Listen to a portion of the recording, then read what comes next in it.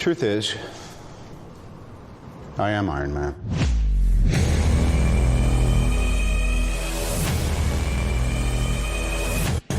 Enough! You are all of you beneath me. Our very strength invites challenge. Challenge incites conflict. Conflict breeds catastrophe. Who in the hell do you think you are? We're not savages.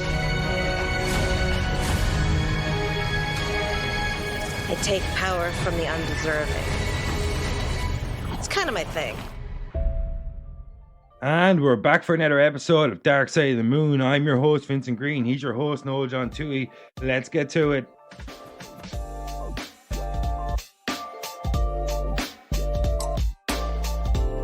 All right, Noel, this time we're back. We're not back to look at one movie in particular, one TV show in particular, but we're going to look at... Sorry? Projects. That's what we're doing. Yeah, exactly. We're going to look at everything that Marvel has coming for us in the near future and the future beyond that near future. But yeah, so like this segment we're going to call What Is, for lack of a better name. And that is that we're going to focus on what is coming up and what is over the horizon in terms of the MCU on Disney Plus in the cinemas when hopefully they open in a more larger scale after this fucking bullshit pandemic. So Noel, what are you looking forward to the most when you look at this long list I've sent you over the interwebs? You know what? It's a good question. I feel like Black Widow is so overdue. I'm kind of just looking forward to it. Like Marvel have kind of been very careful and very, very smart about each step they've taken, but Black Widow feels crazy overdue. Like she came on our screens, Scarlett Johansson's Black Widow and Iron Man 2. And she hasn't, branched out in any kind of way, shape or form since, bar the Avengers. So yeah, maybe that. And I was always a big fan of Taskmaster, the bad guy. I always wanted him to get a spin. I was just fond of somebody who could imitate anything he sees. So that'd be like fighting Captain America and fighting Spider-Man and fighting Daredevil and fighting all these guys wrapped up into one. I thought huge potential, especially used for the kind of thing. I like action. I don't we kind of spoke about this briefly before. I like Shang-Chi. I'm looking forward to as well because it's going to be just some kick-ass. It speaks to the kid in me that used to love martial arts movies and stuff. Just dyed in the wool, kind of kicking the crap out of each other films. And I think Black Widow's going to have some of that. So I'm looking forward to it. Yeah, I think you could literally, if you look at Black Widow, you could actually shape it in the same kind of form, for lack of a better term, as like a Mission Impossible movie. Yeah, you know what I mean. It could be slightly over violent compared to some Marvel movies, but at the same time you can tone it down so you still get your PG-13. So you can have it action heavy but not gore heavy. Yeah, well, there's clever things like they fight on the train and somebody literally gets kicked off the back of it, and we know he's dead because the train is going 95 miles an hour. Yeah, but we just don't see the impact. We don't see the impact. We don't see the brutality of it, and that's the needle you thread.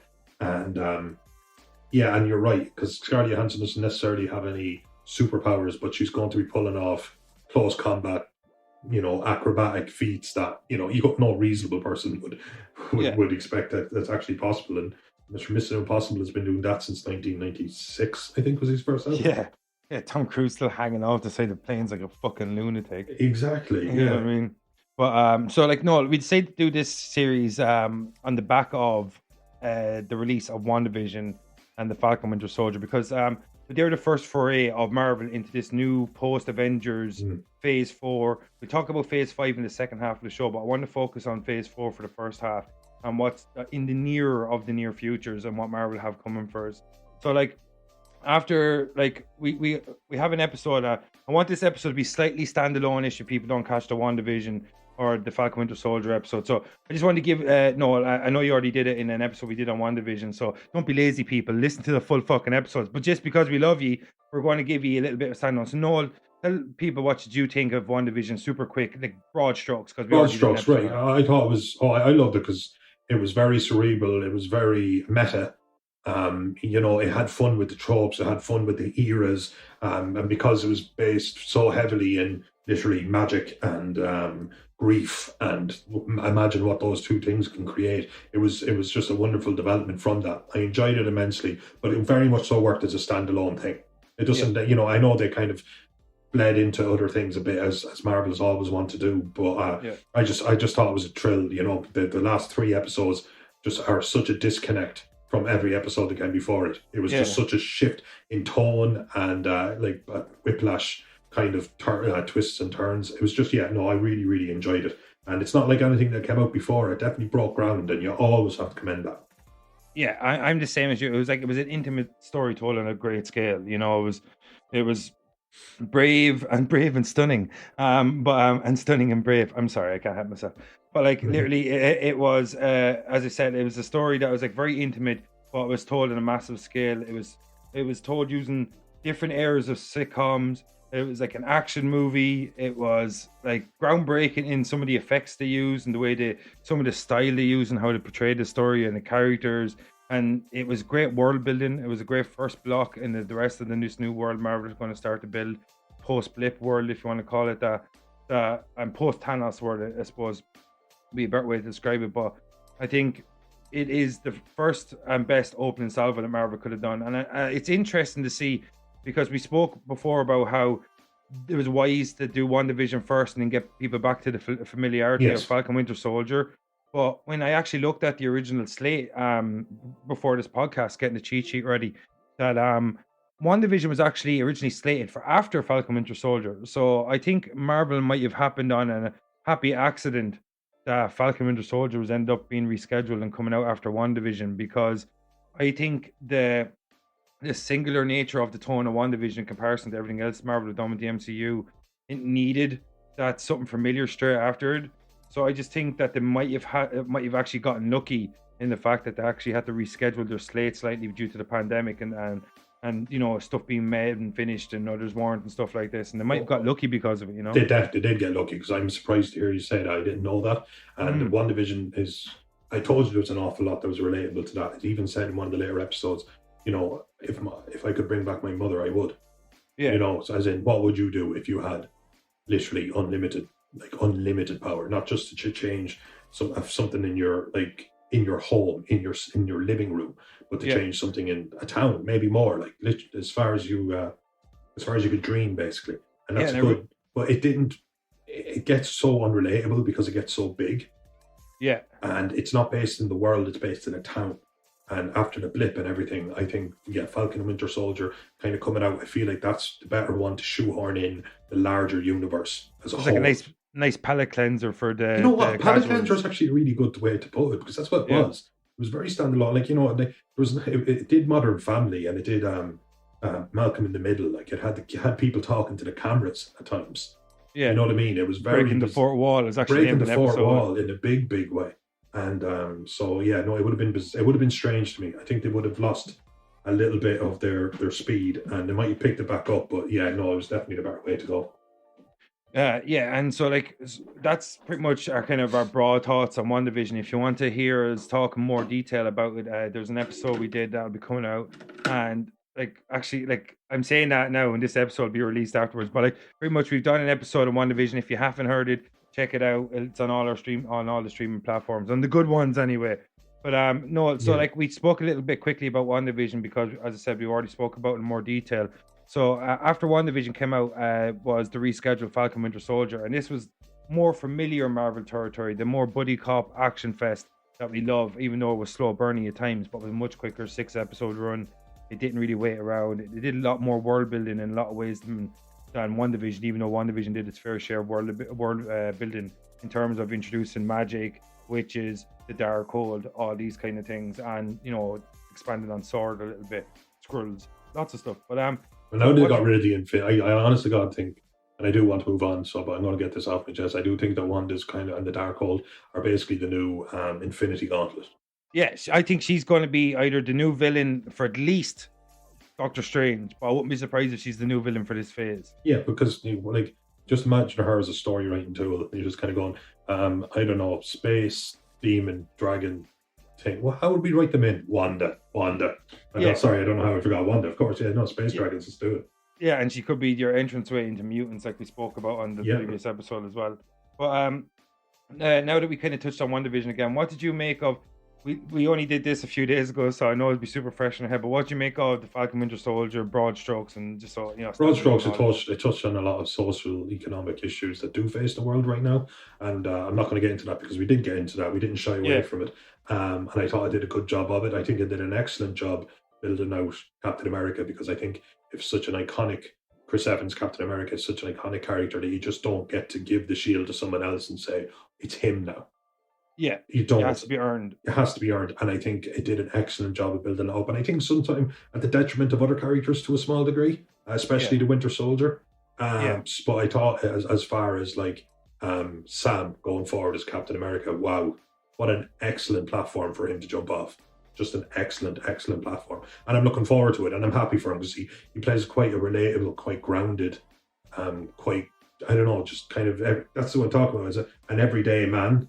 I'm not claiming to know what it's like to be a black man in America, or anything like that, but there's just something human about human problems, That's the thing about Sam Wilson. He is the everyman to the best scale, or to the most potential an everyman could be. You know what I mean? Like when he's fighting alongside Thor, you know what I mean? Like he's definitely, or a Hulk. He's an everyman. He's an everyman who has some tech and some training and. Like Hawkeye, you know what I mean?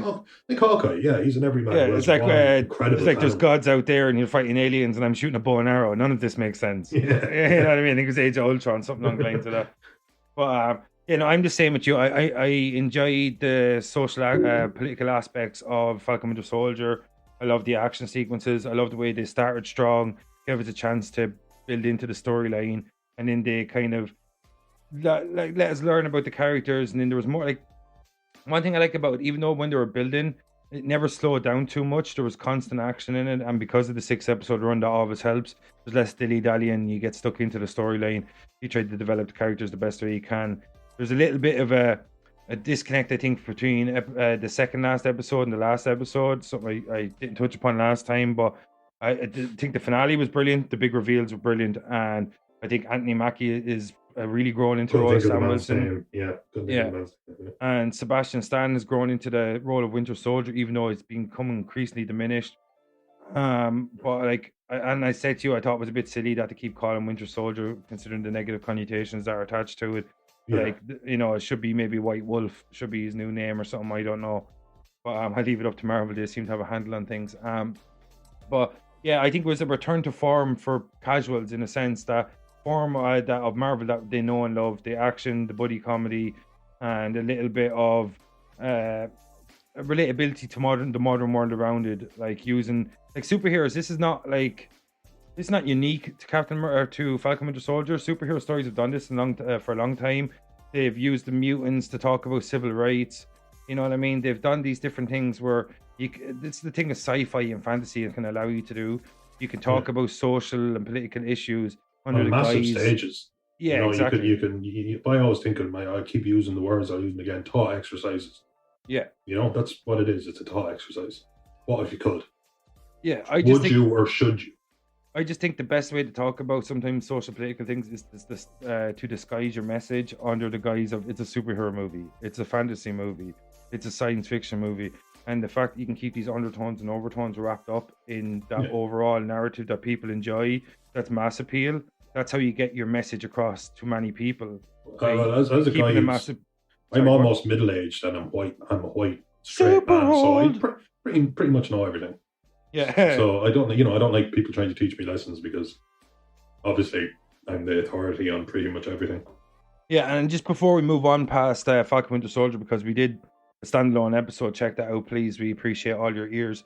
But I just want to say, anybody out there that has a problem with, we said this already, but I want to reiterate, anybody that has a problem with Anthony Mackie being Captain America, or White Russell being John Walker, who also was Captain America, or the actors, I'm not talking about the characters. If you have a problem with them, get a fucking life, really, seriously. Because they're superheroes, dudes, right? If you're worried about who's playing your superheroes, you need better priorities, is all I'm saying. You know what I mean? Yeah. These sad bastards. No, so we'll move past Falcon Winter Soldier and WandaVision, because we spoke about them in greater length. And the next one, well, I'll do it twofer. I think right? Marvel are keeping it pretty low key. This fucking guy. I love it. I love it. There's a t-shirt. But But I do this too, Baron. So next up, we're going to look at Loki and Black Widow, the return of two characters that we know so well from the movies. Like Loki- 3 weeks in between them, like they're coming at us fast and hard with this. Yeah, one, so. mainly due to rescheduling because shows that didn't come out last Actually, year. Loki will be this probably year. half over, week by week episodes. By the time Black Widow will just kind of like slot right there in the middle. So it is going to be an interesting month. Yeah, because Black Widow is unfortunate because that movie's been delayed twice due to fucking pandemic. Thankfully, it's such a standalone. Yeah, you know what I mean. It's prequel. That's the best thing about a prequel. You can put wherever you want. Yeah, because like we know what her ultimate fate is, and yeah, it's just a story. We're just giving a character a day out. So giving her kudos. Yeah, giving her the kudos she deserves. Yeah. So yeah, absolutely. Like this, in my opinion, is before we go into Loki, I want to talk about Black Widow. We already touched on it, but this, in my opinion, is the worst thing Marvel have done, not making this movie, but not making this movie ages ago. This should be the culmination of the Black Widow trilogy. When you have Scarlett Johansson, do you know what you do? You fucking use Scarlett Johansson. She's not going to be around forever, people, all right? She's not going to be able to do action movies forever. Now is the time. She's in her prime. She's in her peak, not only as a physical peak, but as an actor. She's a fucking world-class actress. So why not use her before now? Like, I'll leave you to answer that question, motherfucker. Yeah, well, this is the thing I was saying. Like, we talked about, Winter Soldier being a 106-year-old Nazi mind-controlled, time traveling, almost like cryogenic time traveling assassin, and they're just like, I'm going to that movie. Yeah, I'm going to that movie, like use it. And like Black Widow is like an extremely highly trained agent whose womb was sterilized at a young age because her, she used to take life and not give it.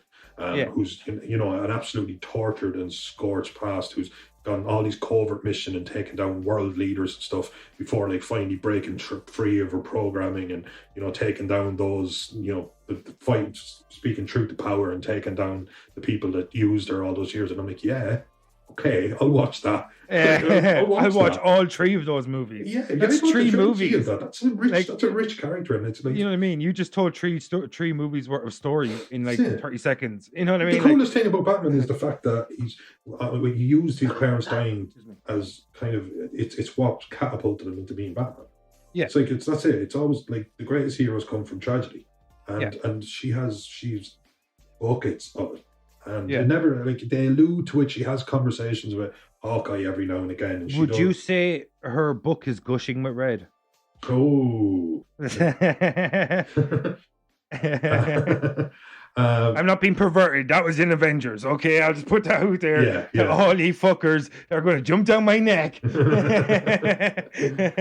My neck is for me. Yeah. For me.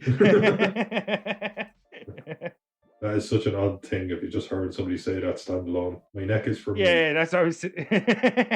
There's a t-shirt right there. I'm making t-shirts all day today. All day, people. He just lives in a house full of t-shirts. But yeah, no, I'm hoping they touching her backstory. She's going to be a grown-ass woman in it, though, so I think it is just going to like finally give her outing as an action hero, which I think is great as well. But I'm just saying, I would have watched it.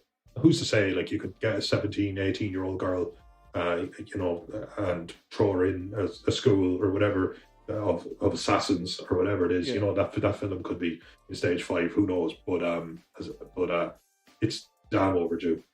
Overdue. Yeah, as far as I can tell from what I've heard on the interwebs, is the Black Widow is going to be set in the time period of, do you remember in Marvel Civil War where they all went on the run and on their separate ways between Captain America Civil War, sorry. Was she Team Iron Man? No, she was Team Captain America. Team Cap, yeah. What did she fight in the airport scene? She fought Ant-Man, I think.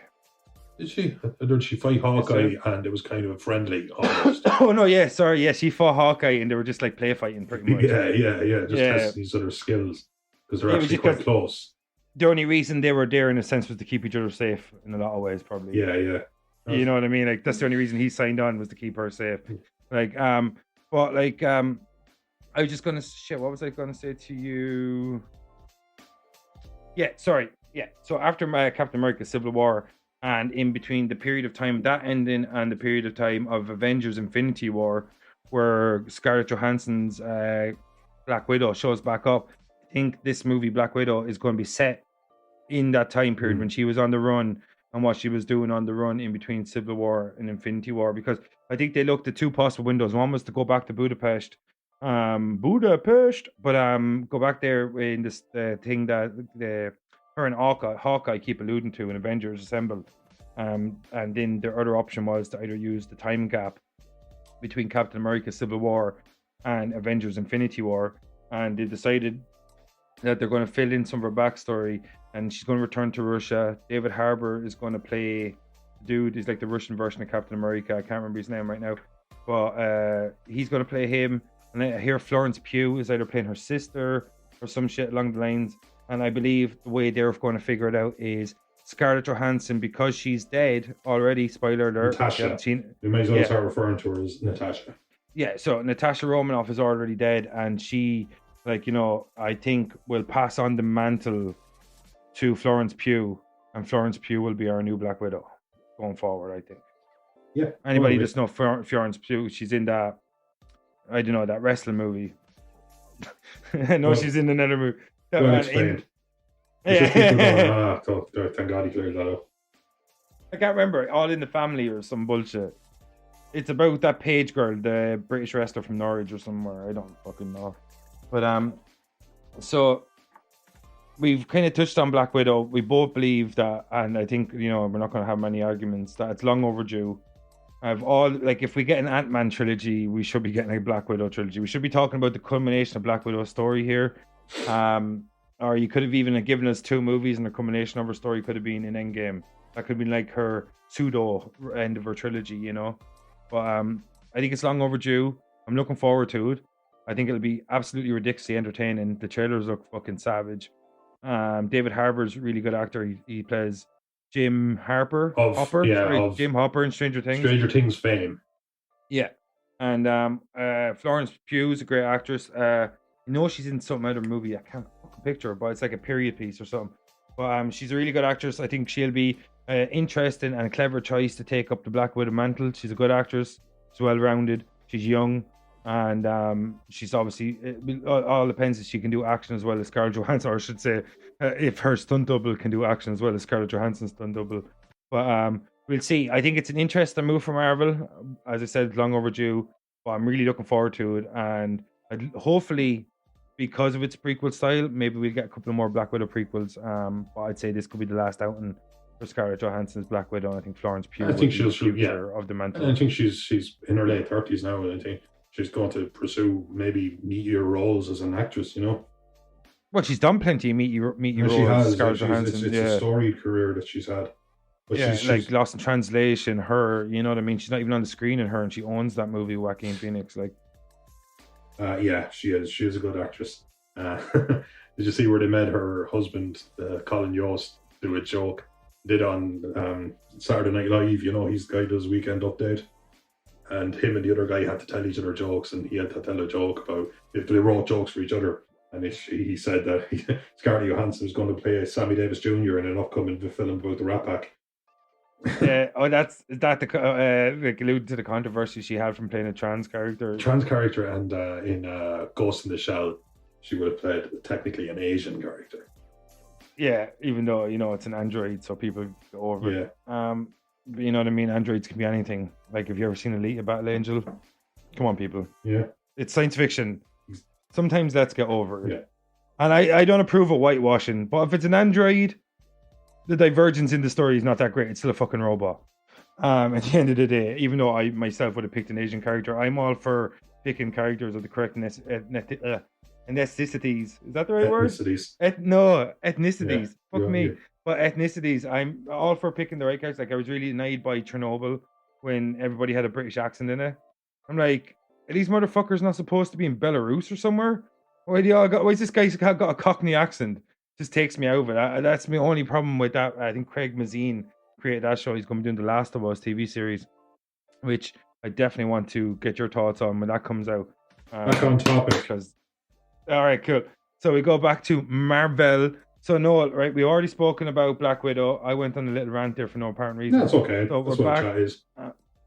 So next up, chronologically, we already touched on Black Widow because we wanted to go kind of delve into that. But Loki, the return of Loki. The last time we seen Loki was he was running away with the Mind Stone. the Tesseract in Avengers Endgame when they went back into the Yeah, past. it's after the events of New York, basically. So from Loki's perspective, it's New York. First interaction with the Avengers, defeat, and now what's happening. Where I watched the trailer a few times, and I'm not 100% sure what I'm looking at. Yeah, I think that's the thing about it is it's going to be a mind bender. Yeah. You know what I mean? They're just going to be jumping from timeline to timeline, like Quantum Leap-esque nearly, you know, where he'll constantly jump into the lives of people and he'll slightly alter them or whatever the fuck. And I think there's a thing they're playing with, like DB Cooper, the guy that seemingly, you know, the famous story of DB Cooper, he robbed a bank or robbed some money, he jumped out of a plane, never to be seen from again. Like, you know what I mean? Like, so he jumped out of a plane with a bag of money or a suitcase full of money and nobody's ever heard from him again. And they're playing with that from the trailer, it looks like, because Loki jumps out of the a plane, and he calls Hemdall, and we see the Bifrost come in and brings him back. And the thing about this Loki is going to be interesting, like the way we see with Thanos in Endgame, he's going to have no memory of certain events. Because they didn't happen. He's like, yeah, exactly, for him, he's gone from 2012 or something to wherever this is supposed to be based. So yeah, so he's not. Yeah, it is. It's going to be a bit mindfucky, and they're going to have a little bit of a hard time, I guess, slotting in certain narratives, because obviously we've seen Loki live through them, and they probably have to be explained to him. I don't really know. Maybe they haven't happened. Time travel is messy, man. Time travel is messy. Yeah, I think what they will do with Loki is he will exist outside of the timeline, so he doesn't affect it in any way. I say a lot of it will be set back in the past. A lot of it will be set in a dimension, some time dimension, that is controlled by some fucking corporation of time lords or some bullshit. You know what I mean? Like, it'll be the kind of thing you see in Legend of Tomorrow, you know, where you'll have this, like, the time police or some bullshit. Yeah, there's like, a few of those. What's that? The Umbrella Academy. I'm sorry, in our Sheehan from our own very own little town here. Robert Sheehan, yeah, from only up the road from me. But they had essentially a time police type institute that, like, you know, assassinates whoever needs to be assassinated and saves whoever needs to be saved to keep the timeline. Yeah. So it's touched upon. I'd say if you want to do a deep dive, I'd say you find no less than 20 organizations. I'm sure I don't watch Doctor Who, but I'm going to tell you there's one in Doctor Who. Of course there is. Yeah, I just can never. Doctor Who just never interested me. Yeah, it never tried me in. We're going to, as time goes on, who knows what we'll do deep dives on. Anyway, yeah, Loki, it looks like they're going to try and actually have fun with him as opposed. Obviously, they're going to make him from like a mass murderer into quite a sympathetic anti-hero type with like breakneck speed. But with Loki, for some reason, it just works. He's just such a charming character that, and the deaths are so like off screen and kind of forgettable because it doesn't delve into the actual horror of it really. I think you're going to be able to forgive him and enjoy him. Yeah, I think it'll be a very different Loki than the one we kind of came to know over 6 or 7 years. Because as we said, these events never happened to this version of Loki. He's gone from 2011 to 2012, around that time, the end of Avengers Assemble. So the character arc that he took, where he became this kind of anti-hero that we understood, that's gone away. So, but I'm sure they're going to just lean on the whole thing, like, he's a bad guy, but he's charismatic. Kind of forget about the fact that he murdered 80 people, you know? He's a maniac who killed half the people in New York. And he's a titan who killed half the people in the universe and their record scratch. Sharing an apartment. It's like with Zemo. They're like, he murdered T'Chaka, but he's kind of goofy and kooky. Yeah. Forgive him. You know what I mean? Maybe he's Nazi bad, you know? Yeah. And that would be the name of your show. And Nazi bad. The Barnzino story, yeah. But so after, like, so what Marvel have done, like, they've opened up Phase 4 post Avengers. They're like, okay, we're going to give them characters that they recognize. We got Wanda, we got Vision, Falcon Winter Soldier, Loki, Black Widow, all people that were mainstays in the previous. But also kind of second, like, they're easier characters, I'm sure, like, intellectual property wise, they don't cost as much, and they're ripe for the picking. You know, that you can just bring them to the forefront now because you have so much goodwill in the bank. Yeah, it's all about promoting from within as well. Like I said, apart from Black Widow, but like, it's like Marvel will, if they use you one way and they figure out another way to use you, they're not afraid to make a side character a main character. And like, it's like on a TV series, we've seen that where characters start off like Wesley and Buffy, just kind of say, And he went on to Angel. Joss Whedon used him in a completely different way. Alexei Denisov, who actually appeared in Avengers Assemble, that kind of creepy guy that kept talking to Loki for Thanos. I can't remember his name. But so I think they were clever. They opened up the new phase post Avengers Endgame with characters we recognized. And but now, come summer of this year, they're going to try something a little different. The same kind of show that was based, it's the same, the show itself got its name from the comic book series that actually we named our segment from in our Dark Side of the Moon superhero recaps. And that's What If. The series of comic books where these different kind of permutations, different versions of the Marvel Universe take place, like where Haley Atwell's Agent Carter becomes Captain Britain or whatever the fuck, instead of Captain America, Steve Rogers becoming Captain America, T'Challa becoming Star-Lord instead of Peter Quill, stuff like that. So Noel, are you looking forward to What If? Because I kind of dig all these kind of alternate realities. Yeah, of course, I do, and especially when everything was so canon, everything like what happened in Captain America 3 bled into, Avengers 3, and what happens in, obviously there's a lot of carry on, who dies, who lives, and time travel, and it's breakneck speeds that you have to keep up with, and it's sometimes a little bit confusing. And then something like What If is just a complete break from that. It's just fun with an idea. Give yourself a chance to catch your I breath. used to read them all of the time. I used to have a big comic book collection. Tragic story, people, I'll tell it very quick. My mother once asked me, "Have you read all these comics?" I said yes, and then she gave them all away because that's not how it works. That's not how mother. It works. It's just that's not how comics works. Yeah, it's like if you have a collection of albums, would you say, "Hey Noel, did you listen to all these albums?" and just give them away? I never the know exact why. That's same the thing. simplest way to put it. It's exactly right. She just said, "Have you read all these?" And I went, "Yeah." Next thing I came back and she had taken like 5, plastic shopping bags of comics. And I'm only like 12 or something. Like I was proud to have that, and she got rid of them. But I used to read a lot of ways. I want to be like, what if Thor was Galactus's emissary? Instead of Silver Surfer. Yeah. And just something like that. And honestly, I'd say I used to think to myself, how much fun would this be when you're writing canon for Marvel, and obviously you want to try and tie in what's happening in the X-Men to what's happening here with Thor and what's happening with Hulk and blah blah blah. And then you kind of go like, would it be cool if, I don't know, insert concept, if Bruce Banner took over Stark Enterprises, because he's a genius as well. Yeah. Just anything like that. You could just throw around ideas and then just... Or if, like, what if Reed Richards was Iron Man? Yeah, what if Reed Richards was Iron Man? Yeah, absolutely. You can just take a character and then just take another character's situation, basically, and just fold them over, like, and you can have so much fun with it. And I think the writers... I think they do good work, so I'm hoping that they get to take a step back and have some fun with the storylines, because they are completely inconsequential to the overall canon. And I think Marvel has earned that. I think with anybody else, I would call it filler. I would say you're just cashing in, which, don't get me wrong, it's still a money game, but they've earned it. They've 100% earned it. Yeah. Nobody can make the cash register go cha-ching like Marvel. Well, Disney now, you know what I mean? Mickey Mouse is going to be on the money now before. Yeah. Mr. Meows. Because, I was hoping for Harriet Tubman, but I'm thinking Mickey Mouse is probably more likely. But it'd be like the Beverly Hills Cop 3. Yeah. With the Wonder Books. The Wonder Books,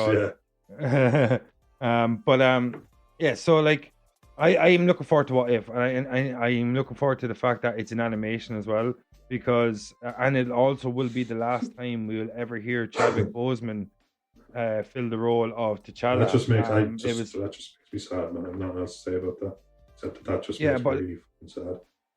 Yeah, but at least we get to hear him one more time, and it's going to be interesting to see how T'Challa plays Star-Lord, and what way he, takes over that role, and what way he assembles his own Guardians of the Galaxy, or will he stay being a Ravager? So it's going to be cool how that storyline plays out.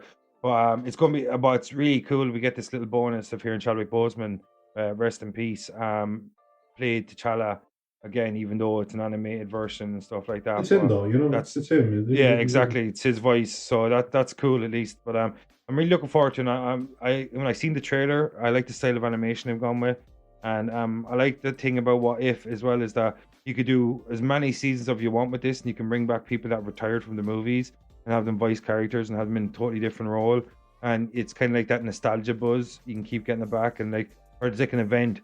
You could have, what if Robert Downey Jr. could play Tony Stark in a What If 5 or 6 years from now, when he's completely aged out of the role. Well, I know he's dead, but in the canon in MCU. But I mean, you can keep having him come back. You can have him come back in an Alexa role.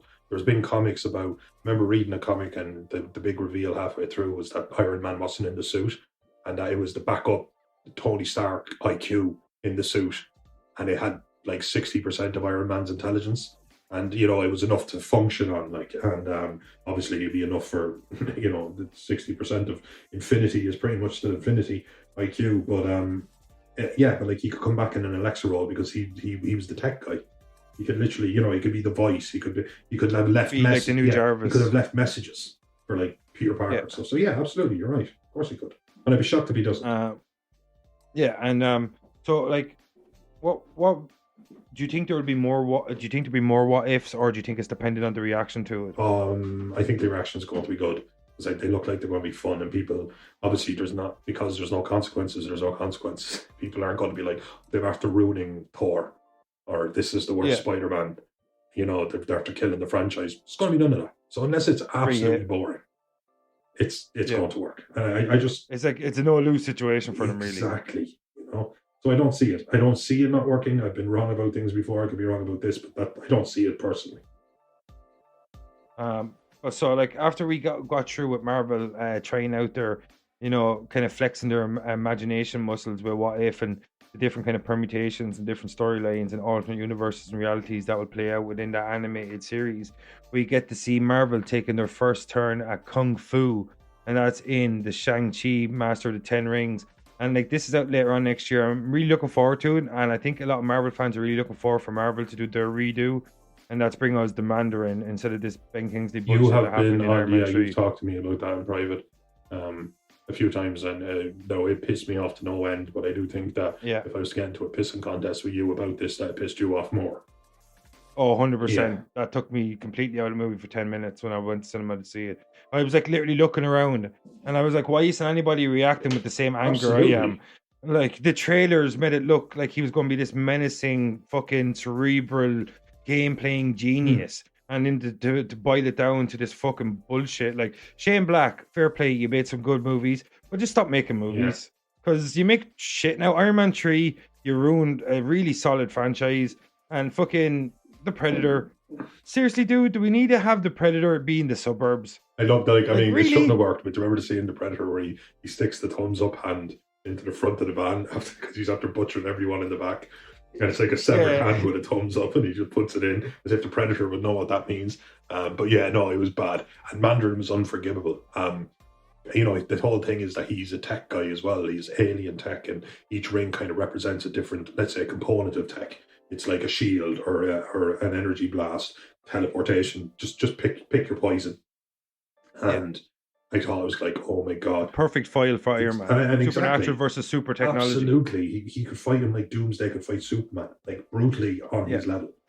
And the pinnacle of both their worlds in one way or exactly, another. and their objectives are completely different. And it was this international, very very scary terrorist who wanted nothing more to take down whatever perceived kind of maybe Western society. I can't even remember because I tuned it out. I was so disappointed.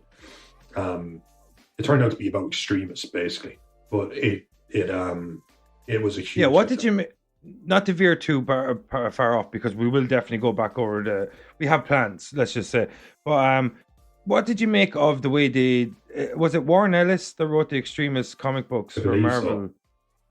What did you make of the way they fucking destroyed that storyline? It's my favorite Iron Man storyline. Like, I don't even know what could compete with it, to be honest with you. Yeah, I think it was actually my first Iron Man graphic novel to read, because like John O'Reilly, a friend, I think he had a copy. He loaned it to me as well, and I read it. I think I read it twice. I think I sat down and read it twice. So good because it was dark for a Spider-Man. I was about to say Iron Man storyline. And they managed to make a mess. They managed to make a mess of everything. Like a film with like 80 Iron Man suits. I don't know how it could possibly suck with it, but like you almost have to respect the hustle. Yeah, I think it was like Shang-Chi does have a chance to at least right or wrong. You have to respect that. Yeah. All I wanted to say about Iron Man 3 was had more suits than any other Iron Man, but less Iron Man than any other Iron Man. Oh my god, that's true. It was the fucking Tony Stark movie. You know what I mean? That was my main problem with that. Getting the suit, Robert Downey Jr. earned them millions, you motherfucker. But so back to Shang-Chi. Like, I seen the trailer recently. This film looks really cool. Like fucking Kung Fu Master. Like, you know what I mean?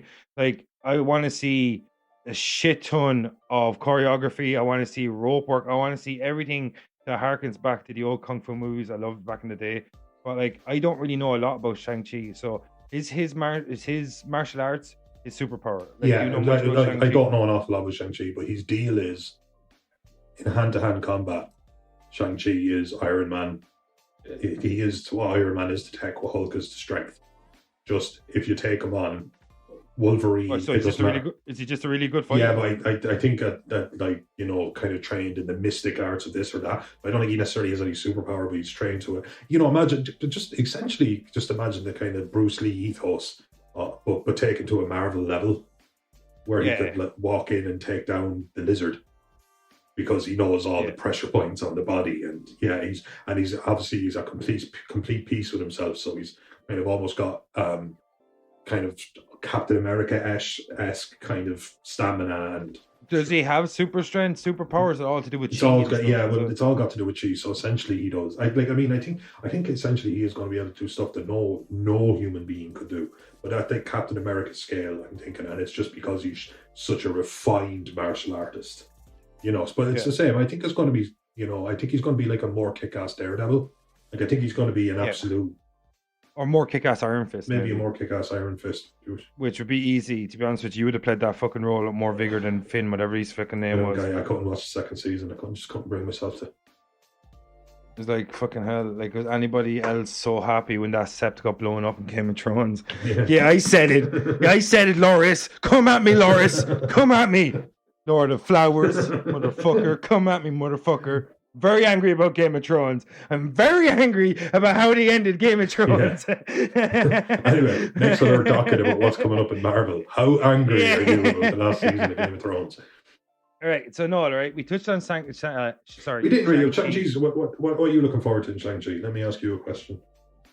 Yeah, like, so I don't know a lot about the character. I'm going to go straight out. He's not an A-tier character. Yeah. This is definitely like, to be honest with you, like, Marvel have such a strong deep pool that, like, if you haven't been reading Marvel like a fucking beast like you have for most of your adult life, or if you haven't grown up with the stories like a 50 or 60-year-old, that a lot of the stuff that's aged out of the current canon gets lost to people like me. And I'm above a casual, like, I have a very deep knowledge of Marvel stuff, but like Guardians of the Galaxy, Shang-Chi, stuff like that isn't like aged out popularity over time.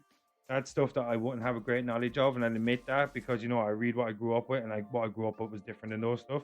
But I seen the trailer, looks fucking awesome. I love the story of the actor that's playing Shang-Chi.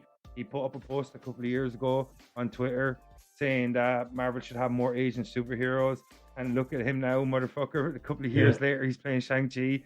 Like, I love that shit. And I think his name is it Ryan something. I can't fucking, what's his name? But are you scoping it out, or will I scope it out? You can scope it out there. Sorry, Shang-Chi. Come on, what's his name? Give it to me, Osquelga. Johnny Moore in reference. Anybody wants CBS? Sorry, I was way off. I apologize. His name is Simu Liu. In the role of Shang-Chi, but he has a really cool story. He put up a post a few years ago. Like I said, Aquafina is going to be in it too. Hilarious comedian. Michelle Yeoh's back. Anybody listen to our episode on Sunshine knows we love Michelle Yeoh. We do. And Florian Munteanu is in it. I'm pretty sure he is a boxer from Romania, or maybe like a kickboxer or some bullshit. His name sounds familiar. But like, yeah, I think this movie's going to be full of action. Hopefully it's not too light on story. I'm really looking forward to seeing what to do with the Mandarin. I'm really digging the fact that they actually have an Asian character playing the role. Oh, there would have been more, as you know. So, like in this day and age, like there's unrightfully so there's pushback on it. But something like Shang-Chi, they're so underrepresented. You know what they are. Like, you know, like basically anyone. Like you easily could have had Iron Fist, Daniel Rand being an Asian character for the Netflix show. Like, I think easy, like it would he make was a more white sense. guy in the comics, but I think that's it. Like he probably shouldn't have been. You know, exactly. His story makes so much more sense if he's an Asian American. Yeah, but then again, like it's so much more sense. People got mad about Superman. I'm like, I don't know why he looks human. Like the guy from Mars is green, and you know, Or like, it's kind of like the equivalent of like when people were complaining about, you know, Jason Momoa shouldn't be Aquaman because Aquaman was white with blonde hair. like, well, Polynesians worship the sea, they worship sea gods and stuff like that. So would it not make more sense if he looked Polynesian?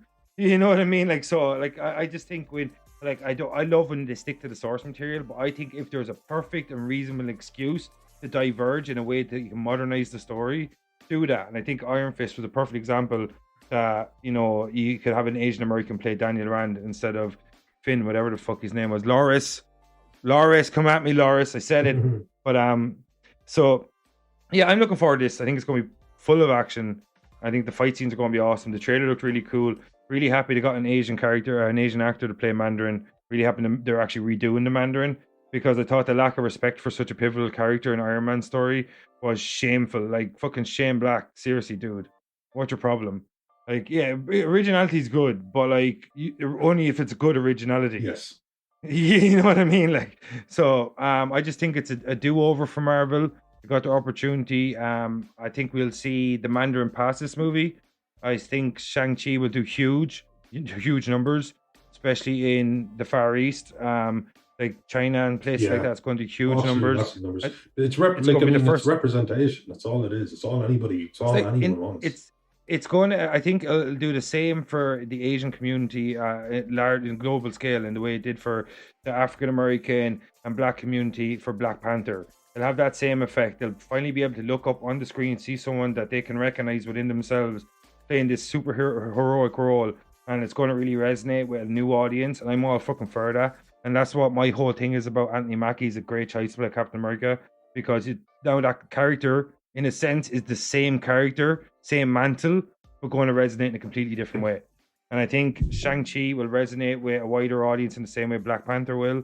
Rest in peace, Chadwick Boseman. And I just think it'll be a huge hit for Marvel.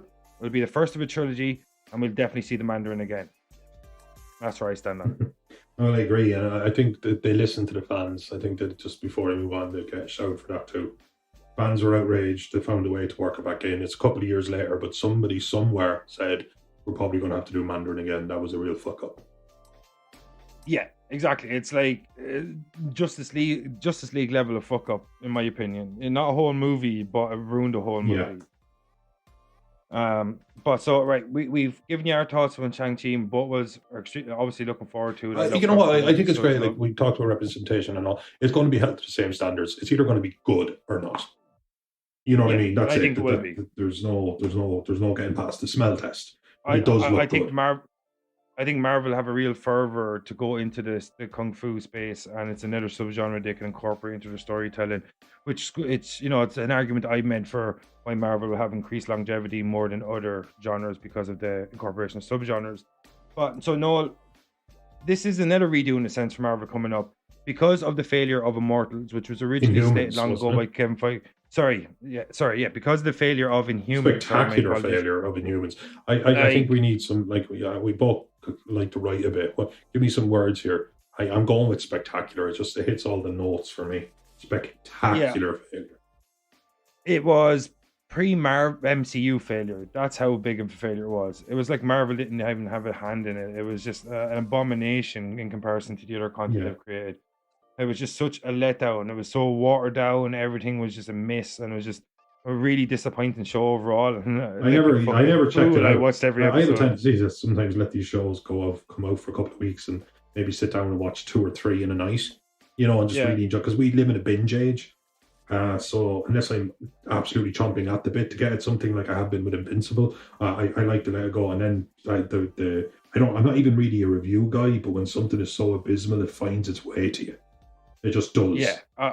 Unfortunately for me, I am a glutton for punishment, and even though I heard Inhumans was atrocious, I still went and watched every single episode because I am a junkie for this stuff and I can't help myself, but it was terrible. But the reason I mention it is because this, in a sense, is another redo for Marvel, and that is Eternals. It's very Inhuman-esque, but it'll focus on, I think, the Greeks' mythology. They're an immortal alien race, and they're led by these beings called the Celestials, and there's the bad guys, and they're called the Deviants. And so essentially, they're like, it's kind of, they're not vampires, but I'm just using that as in like, oh my god, they've been living amongst us all this time, and we've gone about our lives like sheep, not realizing that such powerful beings, blah blah blah. So it's very much in that kind of vein. Yeah, and it'll be directed by the newly minted Oscar winner. Is it Chloe Zhao? Is that her name? The girl, the woman that directed Nomadland, starring Frances McDormand. So it should be interesting to see what way she tells the story. And it's another interesting pick by Marvel to do this a lot with their directors. They're kind of like people you wouldn't expect. But this fucking cast is star-studded like a motherfucker. You got Angelina Jolie, Kamal Nanjiani with his freshly fucking svelted six-pack that he's fucking sporting for this movie. Richard Madden's in it. Fucking Jon Snow, Kit Harington's in it. Like, you know what I mean? They've got, like, is it the guy from fucking Atlanta is in it? Tyree Gibson? No, it's not Tyree Gibson. I'll check it here. Kit Harington, Richard Madden, Angelina Jolie, Gemma Chari, Kamali Nanjiani, Ma Dong Suk, Millie Bobby Brown. I'm feeling Millie Bobby Brown's in it. So 11. I'm feeling like she's becoming a little bit overexposed for me. It's like it got to the point where I actually went, you know what? I really like you, Samuel L. Jackson. But if I did turn on like a single film and you weren't in it, I'd be okay with it. Yeah, I'm the same with Keanu Reeves a little bit. It's like, let somebody else take some of the roles. Exactly. You know, I'm just like, I get it. You're certainly having a moment, and it's really good for you, and you're a good actor and everything. But my God, what's that guy's name? Which character though? He's African American guy. He's out of Atlanta. The Donald Glover. Brian Tyree Henry. Brian Tyree Henry. I knew his name was Tyree something.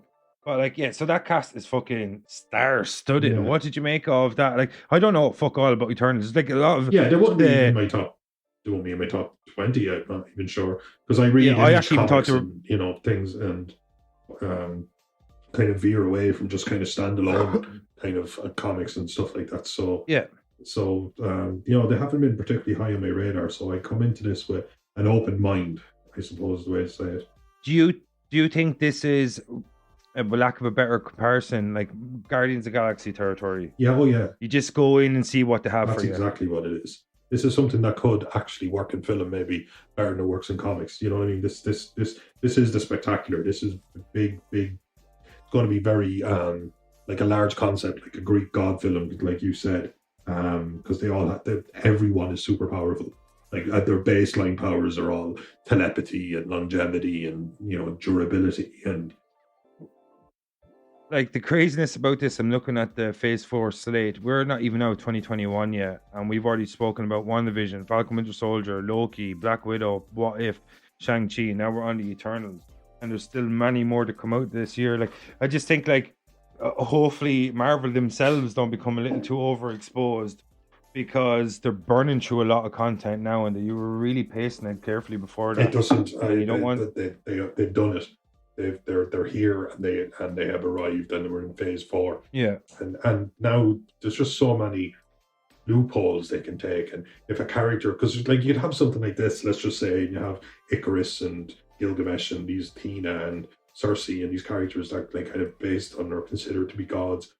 And I hear Cersei's the leader. I seen that reported. She's going to be the leader in the movie. And but you're going to have one character that just a breakout character that nobody was expecting.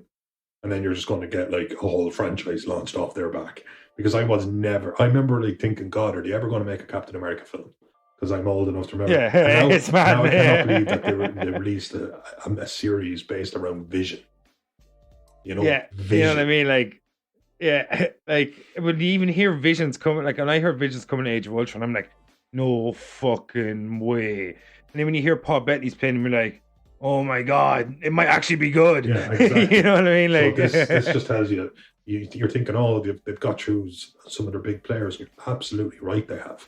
But people are excited for Captain America, and Captain America's dead, and the mantle has been passed. But we're excited for it. And if you have a breakout character here, it'll be like, oh, I want Kingo to get his own film. I want Black Knight to get his own film. Ooh, like Jon Snow. Yeah, Jon Snow. Actually, there's two Starks. Is Richard Madden? Was he a Stark? Yeah, Richard Madden's in it as well. Yeah, he was cast first. He was in Red Wedding fame. Rob Stark. But but anyway, there's going to be breakout stars that even Marvel don't know about coming. And then you have characters like Groot and stuff, and Rocket Raccoon. Who would have known the reaction to Rocket Raccoon and Groot? Like Groot is fucking loved globally.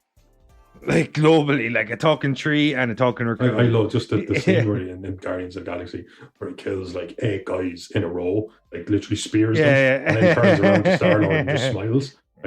yeah, like you're just looking for approval. I think he spears them and then breaks them off the walls, like left, right, left, right, left, and drops them, and then just smiles. And I'm just like, yeah, I will buy the pop or whatever that company is that makes little square head things. Yeah, I literally have a baby Groot in here. I think you do actually, don't you? So yeah, no, I don't. They have a deep bench, and there are going to be breakout characters, and they are going to build off the back of them, and then eventually they're going to get to a point where they can just go back in time and have, just baby Star-Lord, whatever. It's just right for the picking.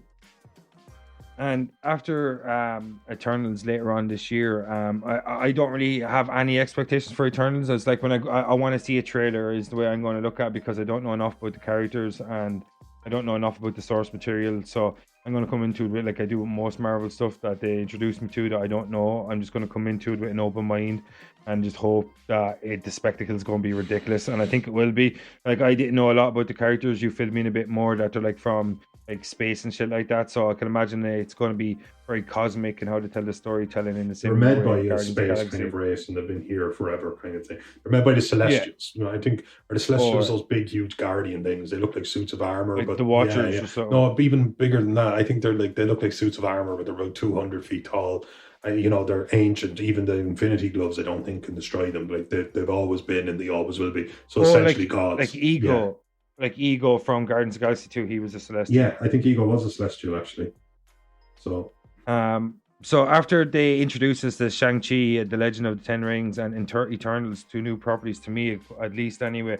So they're going to come back with a little bit more familiarity, and that's we're going to see Jeremy Renner's return as Hawkeye, Clint Barton, and I think Haley Steinfeld is going to play his daughter Kate Bishop, who was recast, I think, from it was Ant-Man's daughter that was recast from Endgame to Quantumania, I think.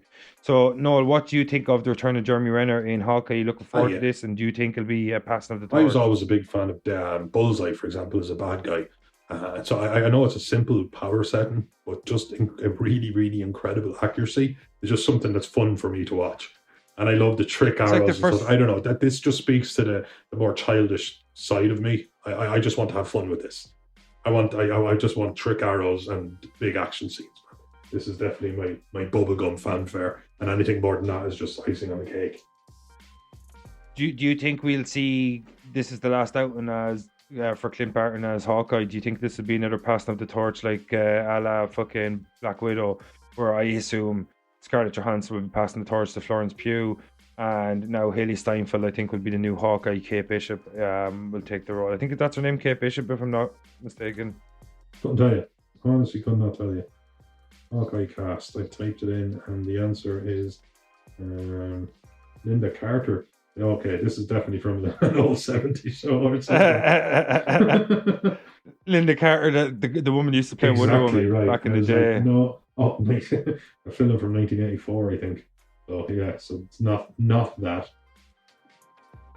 Yeah, I'll just go on a side note when Noel's checking it up. Gal Gadot, what happened Wonder Woman 84? What's going on there, Patty Jenkins? I don't know. Ladies, I am a huge advocate for the first Wonder Woman movie. Wrote an article about it for 25YL. Check it out, self-promotion. Love that fucking movie. What happened with Wonder Woman 84? Like, seriously. And people, what is your obsession with making movies set in 1984? Let's get past Haley this. Steinfeld. Second half a decade, you're fucking missing out on people. Yeah. Come on now. Yeah, Haley Steinfeld. Who's she playing? Kate Bishop, is it? Yeah, so I think this will be another passing of the torch. Jeremy Renner will be last out and as Hawkeye. Haley Steinfeld will take on the role. And Marvel now are dipping into their youth system. And now they're going to start rejuvenating old mantles, but in a new way. Same with Captain America being Anthony Mackie. Like the comics have been doing of late, the hats have been passed a couple of times now. Vision has a Vision type daughter for some. Like, dude, if I'm Hawkeye and I train you my whole life, you're my best buddy or you're my son or something. As soon as I retire, I'm gonna be like, if you're capable of doing this job, I want you to be Hawkeye. It makes perfect sense.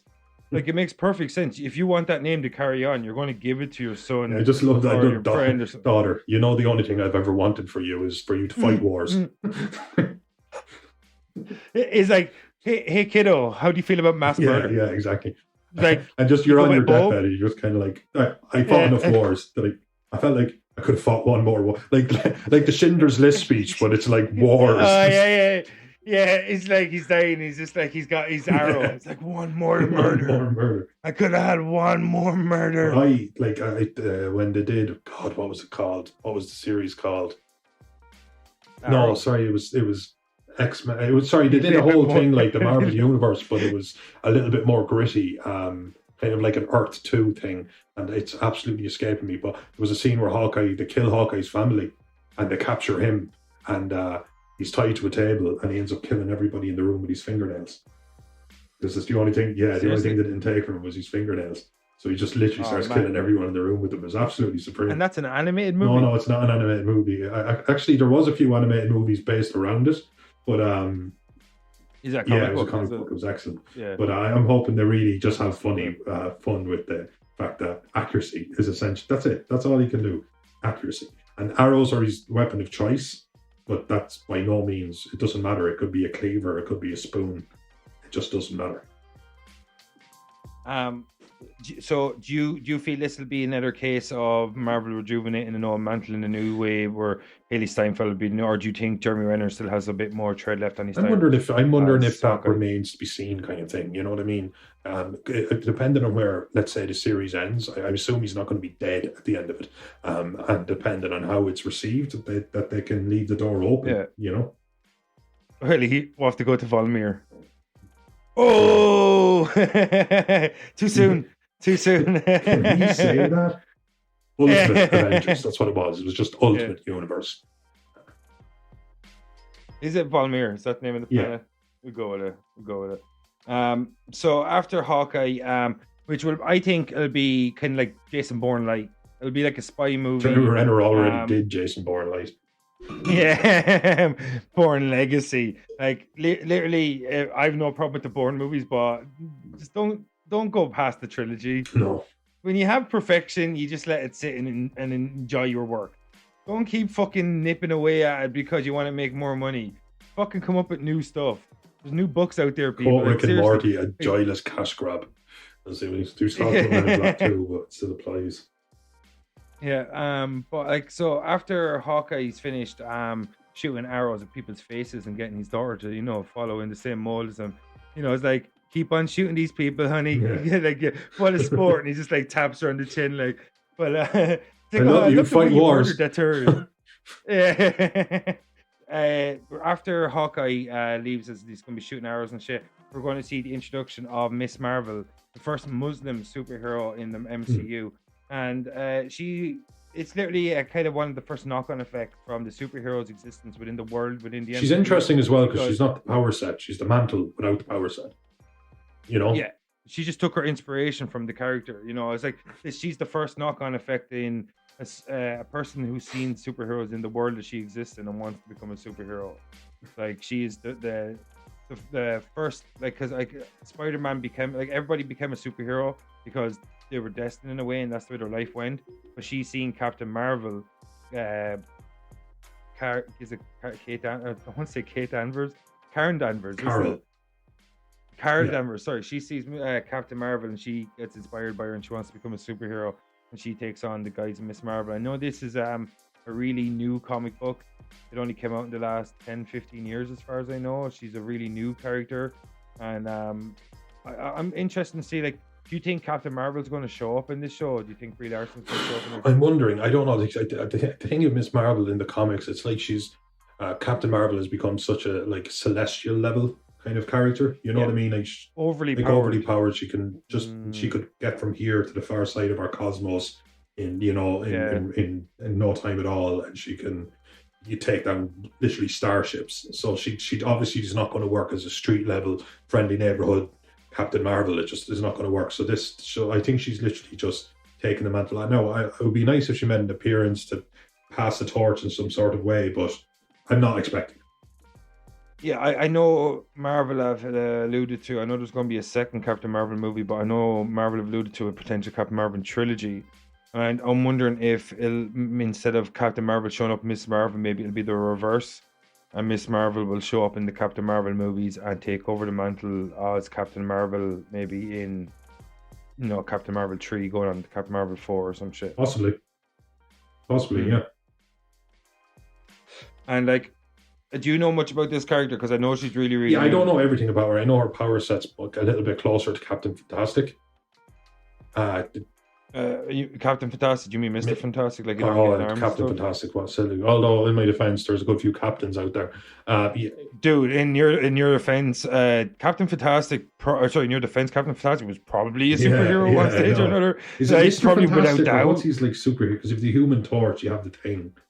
Yeah, Mr. Fantastic, Reed Richards. Yeah, well, her power set's closer to that in that she can not just elongate, but literally enlarge. She could hit you with a fist that's 5 by 4 foot, and she could. Oh, kind of like Green Lantern. Yeah, exactly. Yeah, so she can, obviously that gives her a durability as well because her bones don't break and things like that. So again, it keeps her. She's going to be CGI heavy, but it still keeps her street level.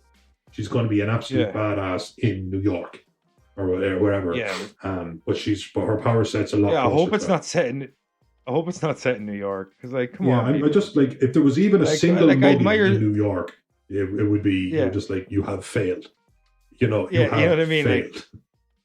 Like I understand, like Stan Lee wrote these stories in New York because that's where he's from and he grew up from. Rest in peace, Stan Lee, you're a legend. But like, I just think now MCU needs to be global. So, like, I think all these movies don't have to be set in America anymore. You know what I mean? I just think the movies should become a little bit more global. And, like, that's why I'm really happy with Shang-Chi being set in China, I assume.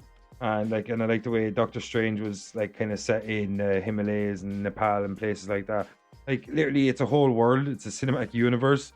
Like, so let's leave New York City behind and stop destroying their fucking buildings all the time. You know what I mean? Poor fucking New York. It must always be in a state of constant reconstruction. Yeah, exactly. Like, you know what I mean? Like some guy, like, what? Get him. He's after stealing $50,000 from the bank and you wreck the city. 600 million worth of damage. I caught no need to thank me. It's all in a day's work. And then just fly. Yeah, that film I'd watch. Yeah. Yeah, they nearly actually did a TV series, something like that, where it's called Damage Control. And it was supposed to be about they touched on it, I think, in Spider-Man 2, where the talk about damage control comes in and cleans up the place. And there was supposed to be a comedy where, it was set about the people that clean up after these massive superhero fights and the disasters. And it might be kind of funny. Yeah, absolutely. Yeah. Jersey, by the way. Jersey. She's that's her turf. Yeah. Yeah, actually, I like that. Yeah, spread it around a little bit. It's like, you know what I mean? Like, it's like when I really enjoyed the way Captain America Winter Soldier was mostly set in Washington. That's it. Major cities, you can have a lot of fun with it, especially where, Wakanda, Gotham. Yeah. You don't even have to. It's like, if it's not intertwined with the character in the same sense that Captain America is from Brooklyn and Peter Parker's from Queens, if it's not like really intertwined in the character's backstory, I think move them around the country a bit. You can tell new stories from a new point of view, you know what I mean? And especially if you're going to, like, introduce these younger characters and you can have them fucking going to college and places. You can move them around the country that way, you know what I mean? And still have their character be set from where you want them to be set from, but have the stories take place in different areas, like the way Far From Home was in Europe. Like, I really like that. And Spider-Man 2 is like, it goes on a school trip and it's like the school trip from hell. Yeah. You know what I mean? Like, I really dig that. Like, but like, so after we see a couple of new characters, a lot of new characters, Shang-Chi, Eternals, return of Hawkeye, probably a new Hawkeye in the form of Kate Bishop, and we see Miss Marvel, we're going to see a triple header that is insane. We're going to see Spider-Man 3, No Way Home, the culmination of the first trilogy of Spider-Man, because I believe there'll probably be 2 trilogies. I think it'll be the first Marvel's Christmas present. Movies. Yeah, exactly. And it's like a week before Christmas, pretty much. And hopefully, fucking pandemic, fuck off. We've had enough of you. We want to see some movies in theaters. And after that, we see Doctor Strange in the Multiverse of Madness. And I'm going to put Thor, Love and Thunder aside for 1 second. The reason I want to do that is we touched on WandaVision, and according to Kevin Feige, WandaVision, Doctor Strange Multiverse of Madness, and Spider-Man 3 No Way Home are going to be intrinsically linked more so maybe than any of the other movies in Phase 4 of Marvel. So Noel, what way do you think this is going to be? We already, postulated that maybe WandaVision could be the big bad come Doctor Strange, and we've already talked about a possible Spider-Man multiverse, Spider-Verse live action. Noel, what way do you think this is going to go in the next, from WandaVision into Multiverse of Madness? That Kevin Feige said they're very much linked and onto Spider-Man 3. Well, how do you think events are going to play? To me, that's just teasing the fact that you can bring in other Spider-Man, you can go multiverse, you can have it's your gateway. And they're kind of looking for ways to kind of expand it. And people have been thirsty for it. It's been in the comics for years. We even had that Spider-Man, what was the animated movie that came out? Spider-Man Into the Spider-Verse. So it's not exactly new ground by any stretch of the imagination. So they know what people are hungry for. So I think, I think it's all set up. It's all set up and it's going to be massive. Now, I don't think No Way Home is obviously just going to be a fairly self-contained movie, but I think that's going to be a massive step into whatever comes next. And hopefully it works. Hopefully it works as a standalone film as well, though. Spider-Man Far No From Way Home. Yeah. Oh, sorry, No Way Home. Sorry. What do you think of Sam Raimi taking over the directing role from Scott Derrickson for Doctor Strange in the Multiverse of Madness? You know what? Sam Raimi made a very, very, very poor film in Spider-Man 3, but Sam Raimi I have a lot of love for him. Yeah, they say this is going to be Marvel's version, for lack of a better term, of horror. It's going to be really nestled in, cause this is what they do. They incorporate subgenres, you're going to talk about cosmic scale with Eternals, spy probably with Hawkeye, kung fu with Shang-Chi. Now we're going to see we're going to see the fucking culmination of a little mini story arc that seems to have started with WandaVision.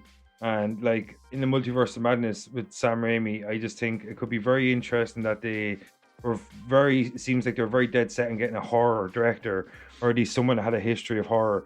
And I hope Marvel try to scare us, because it could be interesting to see what to do. Because in Spider-Verse, Into the Spider-Verse was very trippy at times.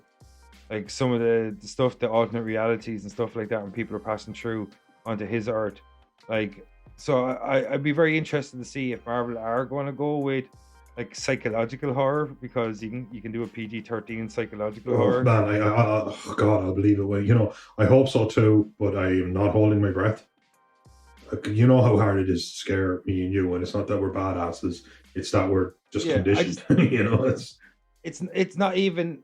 Will they be able to scare us, or do you think they'll be trying to scare us? This is what I'm kind of getting at. Do you think they're going to go for horror, real horror? I always do. One thing that Marvel, if I was to criticize them, I suppose you'd say, is that they want to get horses and seats, and that means money in the bank. And the best way to do that is to make it as accessible to families, but they're clever enough to make it kind of at least violent enough, or action-packed enough, or adult enough for us to kind of be able to enjoy it as adults as well. So every third film, somebody will say shit, and there'll be some blood and stuff like that.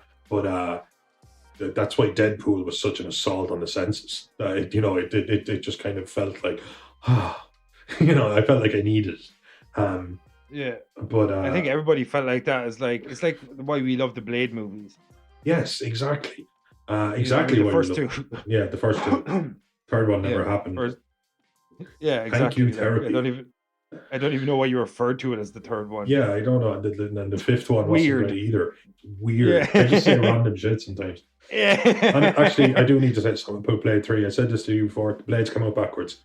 If the blades came out the right way, it would have been the first and oldest vampire first, the evoluted vampire second. Obviously, 2 would still be 2 because it would sit in the middle still, and the third one would have been the vampire god. But that makes a hell of a lot more sense.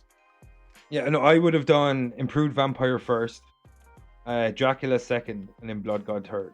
That still would have worked. That would have worked. I do relent to that. That's a good matchup. Because it's gradual, because you have the improved version of what Blade is, and then the apex, what started it all. Yeah, exactly. It's like you fight a coyote, and all of a sudden you're fighting a wolf. Yeah, because don't forget, what I mean, same family technically evolved from whatever they're evolved. Like you go back far enough, you have saber-toothed goddamn tigers. You know what I mean? So it's not always stronger and stronger. So yeah, no, actually, yeah, you do raise a good point. But we both agree that not the way they did do it. Yeah, and David Goyer should never be allowed to direct a movie. Yeah. I said it. You write movies, man. You're really good at ideas, just not executing them. Yeah. But you're really good at writing. You're so bad at directing, you shouldn't be allowed to sit in chairs. Just in general, shouldn't be allowed to sit in chairs. Yeah, like I just want to be straight out. David S. Goyer, you're a genius at creating stories, but just let somebody else bring them to life. That's all I'm saying. If he was out buying for a chair and they were like, "Are you David S. Goyer?" And they'd be like, "Yeah," and go, "Sorry, sir." And there just points to a picture on the wall, and it's just a red circle. Yeah, like we understand Wesley Snipes might be being a bit of a dickhead allegedly on Blade 3. Bring your fucking stars in, motherfucker. Absolutely. It's your job. It's your job, okay? And Wesley Snipes is a fucking world-class Blade. I can't wait till we talk a bit more about the potential new Blade in the second half of this show. Yes. But Noel, so Doctor Strange and Spider-Man 3, both of them we believe. I don't know, maybe it's just they're just going to go big. Both of them are going to involve multiverses, I think, because they're not a good power set. Like they're not a Batman and Robin street level thing, and they're not like a Green Lantern Superman in disguise thing. They're very much so like agility and speed and strength versus supreme magic. No, they are going to. I think this film, like I'm hoping this film works as a standalone. I'm hoping I go to this film and I don't just walk out going, "Wow, that was okay," but the next film's going to be great, because I suspect that could be the case. I don't know that it is, but I suspect it could. And you know what? I love a Spider-Man movie. We were just saying to you, Spider-Man has to be their Superman, or at least their Batman. Oh, 100%. He just is. 100%. Everyone loves Spider-Man. He's like, everybody knows Spider-Man. It's not even everybody loves him. Everybody knows him. And that's nearly more important than being loved. If everybody knows about you, like literally everybody, just like I could go to nearly anywhere in the world and say Spider-Man, or show a picture of Spider-Man, and they'll recognize him as Spider-Man in the same way as Superman, Batman. No less, like, they are the And even as a kid, I remember, like, you would be playing with your friends. Like, I mean, kid, like 7 or something. And didn't have any friends. I'm just showing off my friends here. But I used to play like for some reason, slinging webs and spinning through a city was sounded more fun than actually flying. Than just like having gravity not apply to you was less cool than having the gravity to apply to you, but you having so much fun with it. The most relatable superhero when you're growing up, Spider-Man, 100%. He was a kid that just had power, great responsibility, and he had was trusted upon him. He had such a well-known legacy. He was like so well exposed to us during the 90s through cartoons. Extremely well known in the cartoon. Yeah. Big shout out to the cartoon. Like many iterations of Spider-Man have been really strong cartoons. Like Marvel, like I know they let us down a bit with some of their feature-length cartoons, their animated movies, and DC are rocking that like a motherfucker over there, Warner Brothers. Like they're doing such a good job at recreating their comic books and the way Marvel are now. But like some of the earlier cartoons from the 90s and early 2000s were absolutely incredible in terms of Spider-Man. But like our multiverse terms or multiverse like claims are not unfounded, because there's rumors that Alfred Molina, who played Dr. Otto Octavius in Spider-Man 2, directed by Sam Raimi, starring Tobey Maguire, he'll be rumored that he's cast. There's also rumors that Jamie Foxx, who appeared in Amazing Spider-Man 2 as Electro, we had our way with that movie. If you want to listen to that episode, check it out. We do. But, Nobody Will Love You Now, episode 2. Do you think that Marvel are now picking up what Sony tried to do, and now we're seeing the Sinister Six? I'm thinking, like, Sony have to know they fucked up. They fucked up. Venom wasn't very good, and Spider-Man literally died on the back of 2 because they turned it into a Thai commercial. But at the same time, and it was so muddled. I think I'm using my own words again. I think I'd rather have a slice of the cake. If I can't have the cake, I'd rather have a slice. Yeah. And I think no, it's I'd rather have 80% of a watermelon than 100%. That's much better. That's Mark Cuban. Yeah. That's not my words. No, I've seen on Shark Tank of all shows. Mark Cuban. I do actually like Mark Cuban. I don't know if I should, but I do. Yeah. But, fucking, you're an arrogant motherfucker, but you got the reasons exactly. to be. You know what anyway, I mean? but I think they know that they could combine here. See, even if they give the intellectual property for a film or two over to Marvel, I'm sure they'll still have their finger in the pie. But they could they're getting a great deal. Man, it's like kickstarting your car. It's like But they got it. They saw most of the money from the first 2 Spider-Man movies with the MCU. That's why there was a big negotiation about the third one. Yeah, I remember for like a day and a half, most of the money. Holland was fired from Spider-Man, basically. Yeah, seemed he rang him up crying. Like, if Tom Holland rang me up crying, I'd let him be Spider-Man too. That doe-eyed fucking motherfucker. Like, you know what I mean? Like, he probably whipped out the Oscar sauce, you know what I mean? The fucking creme de la creme of performances, you know what I'm saying? Like, you know, he probably went full meted. He was probably beating the shit out of himself for 2 or 3 days before that fucking call. Like, you know what I mean? But I just think, like, obviously, like, Disney are not going to be short of money, and Sony are going to make so much money when it comes to merch. And I know the ticket sales was the way the percentages of ticket sales, that was the big stumbling point in terms of negotiations. But I think we'll see many Spider-Man movies, as I touched on earlier. I think he'll be the first Marvel superhero to see 6 movies. I think Kevin Feige said it. They wanted to cast young because they wanted their Harry Potter in a sense. They wanted like a Daniel Radcliffe that could grow old with the part and, you know, eventually pass on the mantle. And that's why they're going to be patient. I think with Miles Morales, we might not see him in the Far From Home. No, sorry, not Far From Home. No Way Home. We might not see him in that. But I think we'll see the Sinister Six. I think that's the reason why they're going to go multiverse, and they're going to need 3 Spider-Men to fight the Sinister Six. But maybe we'll see Miles Morales, which would be pretty cool though, but I think hold off on Miles when you've got such a young Peter Parker. You know what I mean? I just think because you are kind of right about that, actually, and I actually like Miles Morales, and I think his entry to Spider-Man, making Spider-Man himself the Uncle Ben, was just genius. I thought that was an excellent way to introduce a character, because Uncle Ben was just kind of a noble man. But like Spider-Man was a noble man and a hero. He's a good man. Call back. I love you. Always have. That's a callback. What was that? Oh shit! What was that? That was Braveheart. Yeah, Marin. Love you. Always have. But so we think WandaVision, and not like that we think, Kevin Feige has alluded to himself, WandaVision's directly linked to Multiverse of Madness, and that will open up maybe the realms of a new multiverse open up the realms for a Spider-Verse in Spider-Man No Way Home.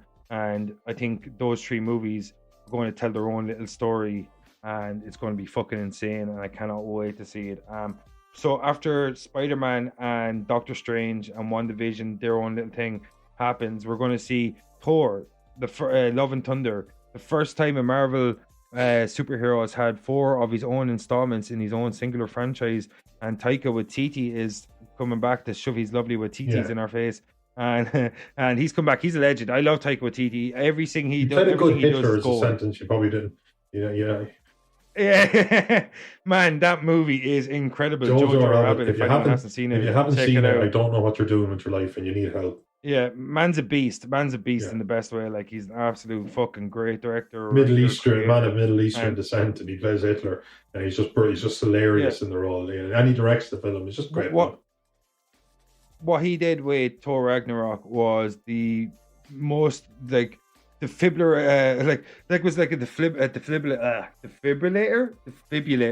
I want to say defibrillator, and I'm going to stick it. So it's like he pretty much, it's like a defibrillator for the Thor franchise after Thor Dark World. I'm pretty sure. That was kind of like a critical failure in a lot of people's eyes. And to do what he did with Ragnarok, which everyone thought that's Thor out. After Ragnarok, Thor's probably going to die in Endgame, and he's gone because it's a floundering franchise of all the franchises. But Ragnarok comes out in this new iteration of Thor. He's a bit more lighthearted, a little bit more actiony, a little bit more sci-fi, leaning into the world of the Guardians of the Galaxy. And now you see new expansion to an old franchise. It did. This is what I think Marvel are going to do for Sony Spider-Man as well.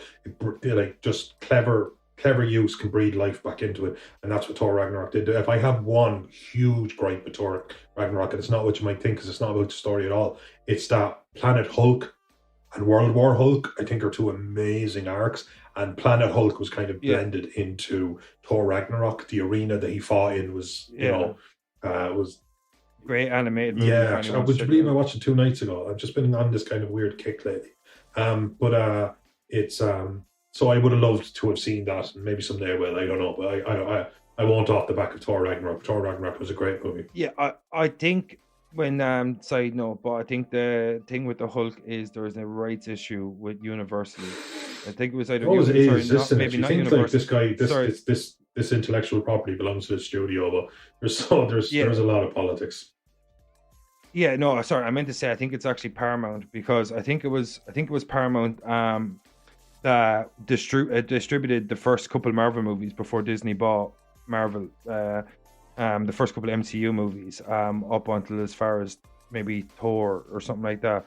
And the reason the Hulk was able to have his singular movie was because I think it's Paramount, or whoever the fuck owns the rights to the Hulk individual movies, distribution rights, but they don't own the rights for him showing up in other movies. And that's why you see the Hulk being a side character in other characters' movies, because of a distribution issue, as far as I know. I'm pretty sure it's either with Paramount or Universal, but that's the reason Hulk won't get a Planet Hulk movie or any of those kind of movies right now, and that's why they have to be blended into other narratives. Like, fair enough. That's actually a fairly concise answer, which I wasn't expecting. Yeah, it's credit where it's due. But so it's the fourth installment. We have Thor, and see this thing, like you said, they did rejuvenate it. We're hungry for it, because Endgame, he came back so badass. Like, because he got an upgrade, that part where he pops his fake eye, he's like, Rocket's like, you're not going to wash it first? I fucking love Rocket. He's like my favorite character in the MCU. Rocket's you know great, what I mean? He's a fucking ledge. But like, we both read this, Gord the God Butcher. This movie is going to see not only the introduction of Jane Foster as a female Thor, but we're also going to see Christian Bale play Gord the God Butcher. Russell Crowe is going to play Zeus, as far as I hear. That's a new hot off the presses. Hot off the presses. But what you make of this? Like, as I know, in the comic books, wasn't it Jane Foster picks up Mjolnir, meow meow, when she's dying of breast cancer. So do you think that'll be incorporated into the story? Yeah, no, you're right. In saying that? I'm right. I think it will be incorporated. I think they're definitely leaning to it. Shout out to Christian Bale, because you know where he got really thin for The Machinist, and then he got really the man got really big to play Dick Cheney in Vice, and now he's becoming a God Butcher, and you just have to respect like how much work he must have put in to become a god. How like you actually find out Christian Bale has become a deity to some small island nation. Or something. After the film, Christian Bale winds down from he's become a deity diet. Yeah, but like we both, I'm pretty sure we talked about this before, but we both read the 4-issue run. Oh yeah, and this thing. Imagine this, people. This was 4 issues long, and somebody looked at it and go, "We're making a film on that." Thor has been around. Well, Thor has been around for thousands of years, but like the Marvel intellectual property is like over 50 years old, and they are making a film based on Thor. And you know what? As right they should, because it was fucking excellent. Just right. Excellent. Just, and I'm not the biggest Thor fan. Actually, no, I like Thor. I am a big Thor fan. But no, I wouldn't be like, oh my god, when's Thor coming out? Actually, on a good run right now, to be fair. Yeah, he won't be.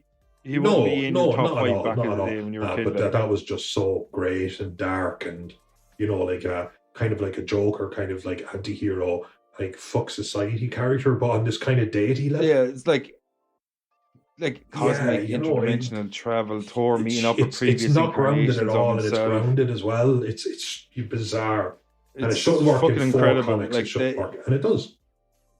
Like, looking on the page, the action just fucking explodes off the page. The panels are beautifully put together. The illustrations are ridiculous, and everything about it is flawless. And actually, I'm going to give a shout out to John O'Reilly, who's actually told me about it, and he fucking told me about it, and he pretty much nearly he couldn't believe how good it was.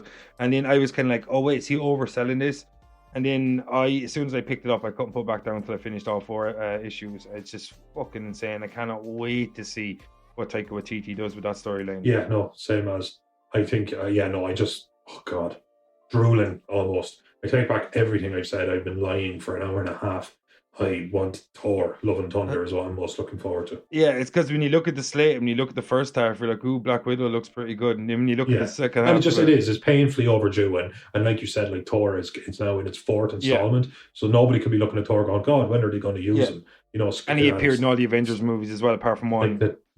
Natasha put in the work. Oh, sorry, no, he wasn't in Civil War. Sorry, wasn't in Civil War. But Natasha's been there since Word 1. Well, not Word 1, obviously. First Avengers. Word 3. Yeah, actually, probably Iron Man 2. Yeah, it was the third movie. It was the third movie. There you go. So, like most deserved film by far. But my God, Thor the God Butcher, what's his name? Gore the God Butcher. And Christian Bale. You know, he's a meaty actor. He doesn't do anything by halves, and it's not that every film he's ever made has been great. He's literally just one man. Yeah, he's an actor, but he gives it his everything. Yeah, no, gives it his goddamn everything. Yeah, so when you look back over Phase 4 before we go on the break, is Thor, Love and Thunder, and taking everything into account, is that what you're looking forward to the most? Easily. You know what? Just talking to you about it, because I suppose when you look at that cast, I'm looking forward to the Natalie Portman's coming back and everything, and she's an awesome actress. Natalie Portman is an awesome actress, and this, yes, there was a female Thor in the comics. This is from Matilda. That's all I'm saying. Anybody likes Leon? That's all I'm saying. There you go.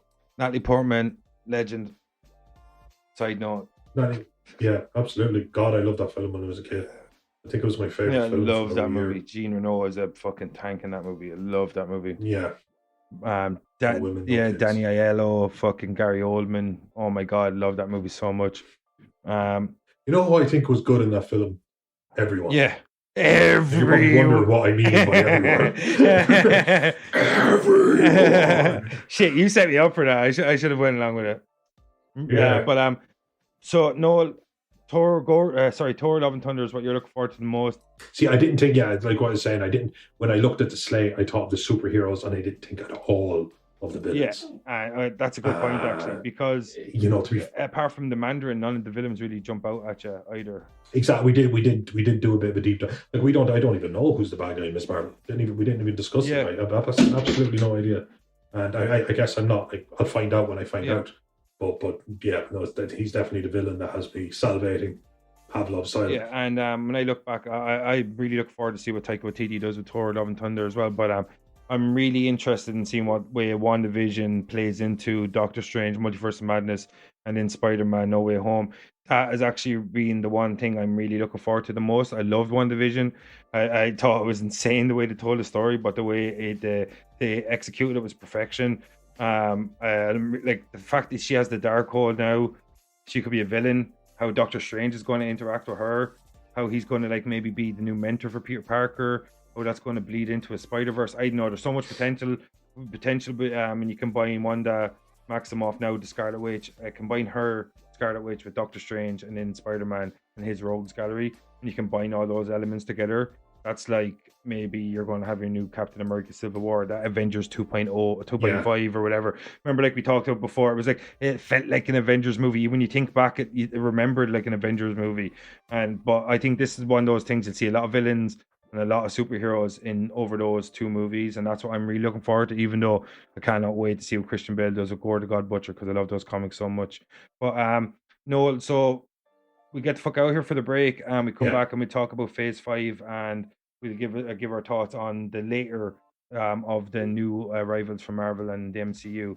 So, right, Noel, this is Dark Side of the Moon. I'm your host, Vincent Green. He's your host. Yay. We'll see you after the break. And now a word from our sponsors.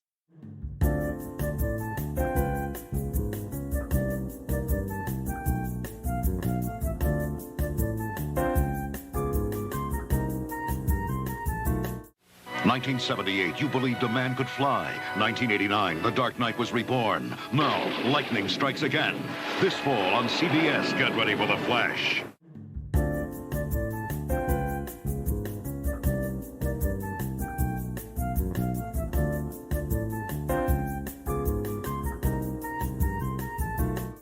All right, and we're back from the break. If you're still with us, thank you so much. If you've abandoned us, we'll forgive you. Come back next time. All right, Noel. Sorry, this is Dark Side of the Moon. I'm your host, Vincent Green. He's your host, Noel John Toohey. All right, let's get to the rest of this fucking upcoming slate from the MCU. So we looked at Phase 4, and now we're going into Phase 5, a little bit further in the future. Don't mind what that cheat sheet says. That is a typo. Yeah, well, his cheat sheet says that it's 19th July, 2002. 2002. Come on, guy. It's a nice dream. A young and healthy Chadwick Boseman. But like, so to kick off this new slate is kind of like on a down note, and that is because after the untimely death of the late Chadwick Boseman, rest in peace, we're going to see the return of Black Panther, but obviously in a different guise, someone else as the new Black Panther, maybe Shuri, because that is source material accurate as well. So, no, what way do you think this is going to go after Chadwick Boseman's unfortunate passing? Oh, well, man, honestly, I don't know. Obviously, the spanner that was thrown in the works is absolutely huge. But the comics did actually, just because he's been around for such a long time as a character, that they did flesh out that the sister, has taken up the mantle, or that it is passed down through generations and stuff like that. Like, he wasn't the first, second, or even third Black Panther. He was just the one that exists in the time. Yeah, exactly. So the actual storyline is fortunate, I guess, in that one sense, that there is somewhere for it to go. It's not quite like Tony Stark or something where who is Tony Stark? Like, he's the genie. You don't just get to say, oh, by the way, his assistant is also an IQ of 600. It's nothing like that. But the fact is that he is of royal lineage, and there is more royal lineage, and that the spirit of the Panther, all that kind of stuff, it can move. So I think, with clever writing, I think they can make something of it. And if they do it respectfully, like the show must go on, I think is the way they can do that. Of course, they want to make Black Panther movies. I respect that. They need to tip the cap, and they need to be respectful, and they need to stick to the right amount of kind of groundwork that has been laid by the comics. So yeah, it's doable. It's unfortunate. It's dark. It's the only real dark cloud on in a bright future for the MCU, really, isn't it? Like, the death of Chadwick Boseman was so unfortunate because he obviously meant so much to the Black community and like people of color around the world as well. That like he was their number one. He was their A-list superhero. Like, Black Panther made $1 billion at the box office. You know what I mean? Like, he was set to be the next center stage, maybe replace Captain America as the leader of the Avengers or something. Like, he was really going to be a pinnacle point for the MCU going forward. Yeah, because his sense of duty, he was kind of one of those kind of really cool kings from lore that would be serve my people. You know what I mean? Like, he didn't have this huge idea of himself, and obviously he had huge physical attributes, as in, do you remember the scene where him and Captain America are running into the fray with the armies, but because they're both essentially super soldier level, they're both breaking away. So his actual power set, and his power set, his suit, and he would have been he would have been a perfect replacement for Captain America at the leadership role. And the fact that he'd been incorporated into the Avengers movies, it would have been a smooth transition. And the fact that Chadwick Boseman is such a talented actor, it makes this transition even smoother. So unfortunate that he passed away. And thoughts and prayers go to his family. And just, he's such a good actor, and it's such a unfortunate waste of potential of what he could have done, not just in the Marvel universe, but in a general broader scale. Because he'd made such a wide variety of movies, in his short career. I keep going back into my head where I had somebody in some sort of interview. I think he was promoting a film, and he just says, I just asked him kind of a broad question about what you want to do, and he just said, without missing a beat, he goes, I want to play Jimmy. Jimi Hendrix. He goes, I want to play. Exactly. And I was thinking, God, he would be such a good he I would have loved he's such a good actor, and it's I think he's 44 only. Yeah, and he's such an iconic. I can't believe he was even that age. He's such a young looking man, and he's in great shape and all of that. But it would have been such, you I could just picture in my head that he would have got really, really into it.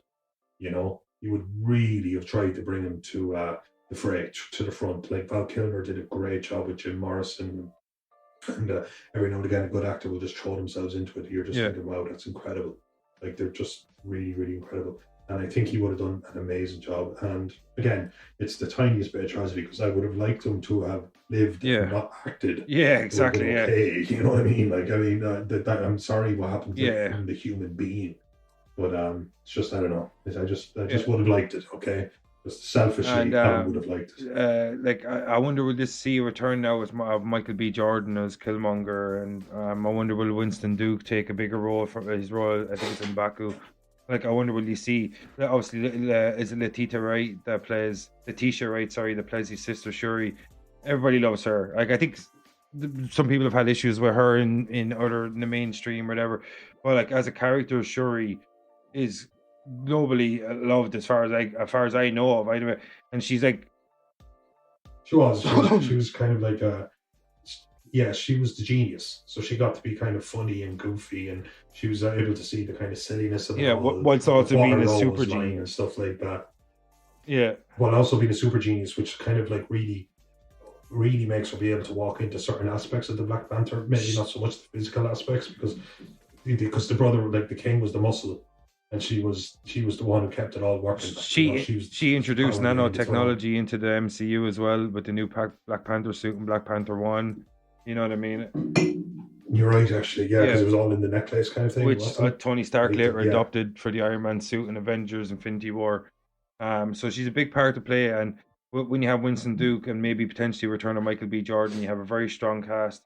And I think they'll do Chadwick Boseman proud going forward and do Marvel and all of us proud and all the Black Panther fans proud. And after Black Panther 2, another Marvel property returns for its second outing, and that's much derised, I think, is the best way to describe Brie Larson as in a role as Captain Marvel. I have no problems with her. I think she's a really cool actress, and I really like Captain Marvel. You have these issues when it comes to an overly powered superhero. People just don't dig him. That's what the problem is with Superman in the modern age. He's overly powered. It was the problem with Neo and the Matrix trilogies. Superman Returns. They didn't give him anything to punch. You know what I mean? He was just this godlike figure, just trying to figure himself out, and then he got stabbed with a kryptonite knife or something. You know, it's absolutely. They're harder to relate to, and they're harder to set up for action for some of the for the fanfares. Yeah, no threat, and I mean they don't really. You remember like this in Endgame? There's a scene where they're literally about to bombard the battlefield with even kill Thanos' own men. And the guns literally all turn away from literally the entire battlefield. Like Doctor Strange was on it. Thor was on it.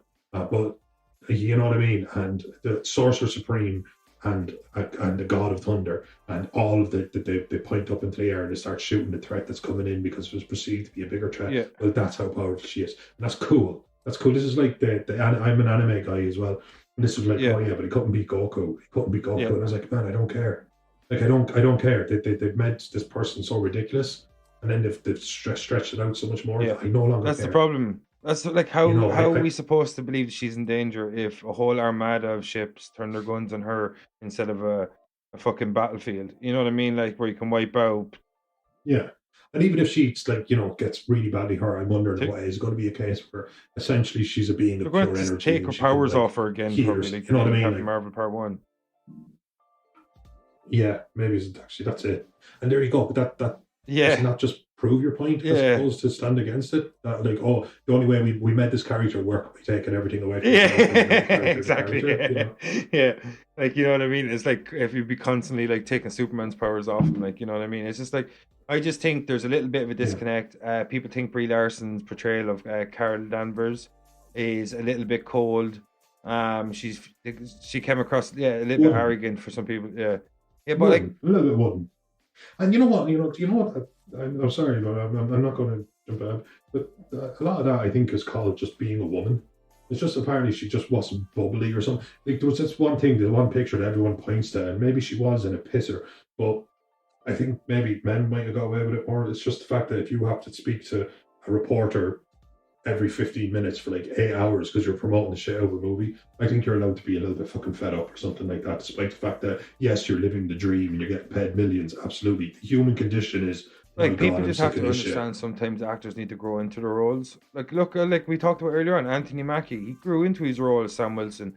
Sebastian Stan grew into his role as Bucky, even though they keep diminishing that character for no apparent reason. But like, she'll grow into it. She's a talented actress, Brie Larson. I'm pretty sure she got nominated for an Oscar, if not won one. She knows how to act. Give her a chance. She's in a new genre. She's in a new space. Like the character is ridiculously powerful. Yes, okay, right. But Brie Larson, I think, will do a better job. But she didn't walk in and go, okay, I want Yeah, to be able yeah, to fly in exactly. Like, space. like Brie I want to be Larson able to didn't shoot write Captain lasers. Marvel, I want like to be you know what I super mean. strong. Like, and I, She didn't. yeah, She I didn't just do think a give her. damn thing. Yeah, Except she show up and came get a in job, 20 you know? something movies after being made. We had all these relationships already created with all these other actors. She's new to the Indeed. game. Give her a chance. A brand new franchise, a brand new character. She's only been in a handful of Marvel movies, little appearances here and there, apart from her own solo outing. So, like, I just think give her a chance. And, like, anybody that doesn't dig Brie Larson, that's your opinion, I think, but she's a talented actress. And, like, the last thing you can do is be poisonous with fandom and start scaring away really good actors when you have the chance to actually have them in your superhero movies. Because that's what we've been fucking crying out for ages. Cast good actors in superhero movies and you'll get good superhero movies. And that's what MCU do. So just like stay the course, people. Kevin Feige knows what he is doing. So after Captain Marvel, Noel, we're going to see the return of Ant-Man, and we're going to see the introduction of a new character played by Oscar Isaacs, and that's Moon Knight. So I'm going to jump into you first. Ant-Man, the most unlikely of all Marvel properties to get a trilogy. Would you agree? Oh, the most unlikely. Talk to Noel John back in 2002, just fresh out of Black Panther 2. Fuck you, dude. I was doing. I made like six. I made like six cheat sheets in one go. I was very tired. I know, and you did all the work, and I'm coming. And I can't even edit it because it's a PDF, and it's fucking killing me. but I would have said that Ant-Man doesn't get film, because you have to understand that if you go back far enough. Like Ant-Man and his DC equivalent is Atom. Yeah. The Atom. I would have thought that they're Brandon Routh in Legends of Tomorrow and Arrow and shit. Yeah, that's right, actually. Yeah. And that's the thing is like they're serious, and also the actual concept of executing them is extremely CGI based. You know what I mean? Like they go into like microscopic realms, or they go inside the human body, or even the quantum realm, like so they go subatomic. That to me was just absolutely crazy. I wasn't expecting to see Ant-Man. Yeah. I wasn't. So to say get a trilogy, I would have said 10 years ago, I would have given you I don't know, man. I would have given you everything I had, absolutely everything I had to my name, because it would have been such a ridiculous idea. Like when you look back at Ant-Man's history, Edgar Wright was attached for several years. He ended up leaving. I think it was Peyton Reed came in, took over last minute after Adam McKay turned down the directing role, and he decided to come on as a co-writer, I believe. And like you have all this, and then Ant-Man 1 is such a solid movie. Luis, like his recaps, he's like a fucking legend in his own right now. His characters played by Michael Pena. And like, you got Paul Rudd, Michael Douglas, Evangeline Lilly. That had like fucking the guy for what's his name, the guy from The Strain, Corey Gross. It was played Yellow Jacket in part 1, and like he like spoiler alert, but he goes from part 1. The second one, not as loved as the first one, but you got such a strong cast. Evangeline Lilly returns, takes up the mantle as Wasp. Is Jane Van Dyke? She's Jane, isn't she? The mother's got a different. Is she Jane, or is that the mother? Well, she takes the role. I mean, like, what's her? No, Wasp. What's Wasp's alter ego? Oh God! Like in this, she plays the daughter of Pym. No, she's a Van Dyke. She took her mother's name. She's Hope Pym. Sorry, I thought it was Hope Van Dyke. So it's the mother's Jane Van Dyke, is it? No. Well, Michelle Pfeiffer, I just have here as well. So, in the second movie, we seen Evangeline Lilly take up the Wasp mantle, and like they're slowly expanding. Even though the second one's not as universally loved as the first one, I loved the way they went into the quantum realm, the ambition they showed with the action sequences, the whole packet of Hot Wheels being in like actual vehicles, just shrunken down. That's fucking genius, shrinking down a building and shit and putting your briefcase and stuff like that. Just the possibilities that you can do with the technology that's applied within the Ant-Man franchise is just limitless. Like, you know what I mean? Like, so I know that the villain was a little undercooked. There was a ghost or something was a little bit undercooked in Ant-Man Part 2. Actually, a great villain. In the comics, apparently it's a guy that doesn't ever leave his suit, so he's actually like grotesque hygiene. Because he's so kind of afraid of the moments he has to become vulnerable, he keeps them so far and few between. So obviously he goes back to like the safest place that he can imagine, and he needs to eat or something, you know, of course. But he's got corporeal. But they gave it to a very talented actress. She did it as good I love a job the as suit. the script could allow her to do. But yeah, an undercooked character, and I don't put that on Hannah John Kamen. I don't because put that on her at all. But unfortunately for her, character. she, even though she was the main antagonist of the movie, she became a side story in comparison to the rescue of Hank Pym's wife. You know what I mean? Massively. Oh my god. Yeah, no, she was kind of like, she went from having like introduced quite Action well, sequences a couple was of cool fucking scenes, sweet in and that then movie, all the way through. The fight scenes with Ghost. Is it Ghost? Is that her name? Yeah. Ghost is Ghost is about so like the moniker or fight scenes with whatever, Ghost, if I remember correctly, I haven't seen that movie in a little while. I've been waiting off because we're planning something, so I want to jump back into them fresh. But like, I love the fight scenes in that. I love the chase sequences in that, and the villain was a little bit undercooked, like we talked about. But like, he's such a strong cast. You got Evangeline Lilly from Lost. You got Paul Rudd, who's seemingly 51. I don't think he's aged in about 40 years. I think he looks about 12. That guy, whatever you're eating, Paul Rudd, just tell us. Just tell us, dude. Like, if it's like, you know, you're sucking stem cells out of the back of people's spinal cords, we want to know.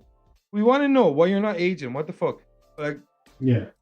He's humble and young. Like, he's so likable, and like, you got such a strong backbone of Michael Douglas, Evangeline Lilly, and Paul Rudd. I think that's the reason we have an Ant-Man trilogy. R.I.P. to Michael Douglas's mother who died today or yesterday. Rest in peace. 102. Actually didn't know that. But yeah, so like, I just think the reason you get an Ant-Man trilogy is because of the backbone of the cast is so strong, and because of the limits or lack of limits with the storytelling with the quantum realm and stuff like that. Nothing against Michelle Pfeiffer, because I'm actually quite proud of her. Sorry, I love her. Been spending most of my life living in a gangster's paradise. Exactly. Dangerous Minds. That's exactly. I literally cannot see her and not just have 23 now, but will I live to see 25? I can't. It's not her fault. I just can't. Is that, you're talking about Dangerous Minds, aren't you? Yeah, of course. Why are we so blind to come at me? They're not here for the come singing. At me. Yeah, and it's not. It's Coolio. Lauryn Hill sang that with him. So I just remember a very big dude who kind of like in profile sang that. We're spending most of our lives. That's who would have thought, like, talking about the Marvel Universe, we'd start going down a fucking Dangerous Minds rabbit hole. Well, like, if you don't like rants, why are you here? That's what we're all about. But like, so after Ant-Man and the Wasp: Quantumania, and which might be the culmination of the Ant-Man trilogy, the Ant-Man franchise as a singular trilogy.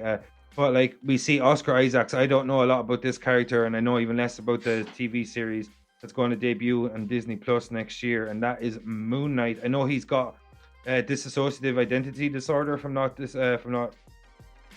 Or does he? Because the whole thing in the comic is that he sees ancient kind of Egyptian gods in his head, and they give him like powers and stuff like that. But it drives it kind of, they are driving him crazy, or maybe he's imagining it at times. So it does kind of play with the psychology of it a bit. But essentially, he's like a crazy Batman.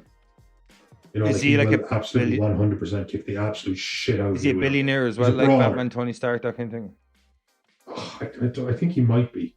I'm not sure if he is, because I haven't. I actually went down a Moon Knight rabbit hole, but then they mixed it up, because I think he wasn't superpowered, and now he is. Something to do with Egyptian mythology and stuff like that. Iconography, if Kevin Feige said it correctly. You know what? I think the newest iteration of him is he's quite like suave, and that's why Oscar Isaac is probably getting the part, because he's a suave motherfucker.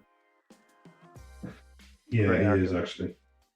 But I'm looking forward to it again. I like the brawlers. I like somebody who'll fight on a street level. I love Daredevil as one of my absolute favorite of the heroes. And he just got a Netflix show. But I just love that scene where he walks up the corridor, all shot in one sequence.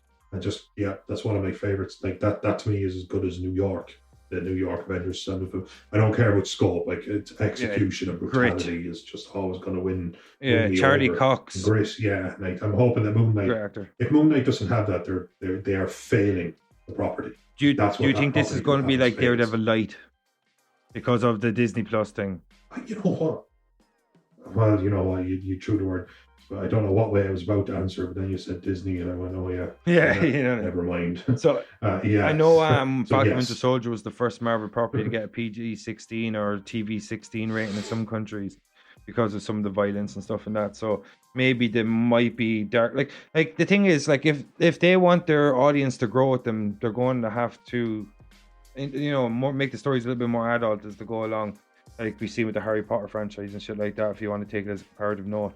But I don't know a lot about Moon Knight. I know Kevin Feige said stuff about it's going to be steeped in Egyptian iconography, which I can only assume, which means like there'll be some play.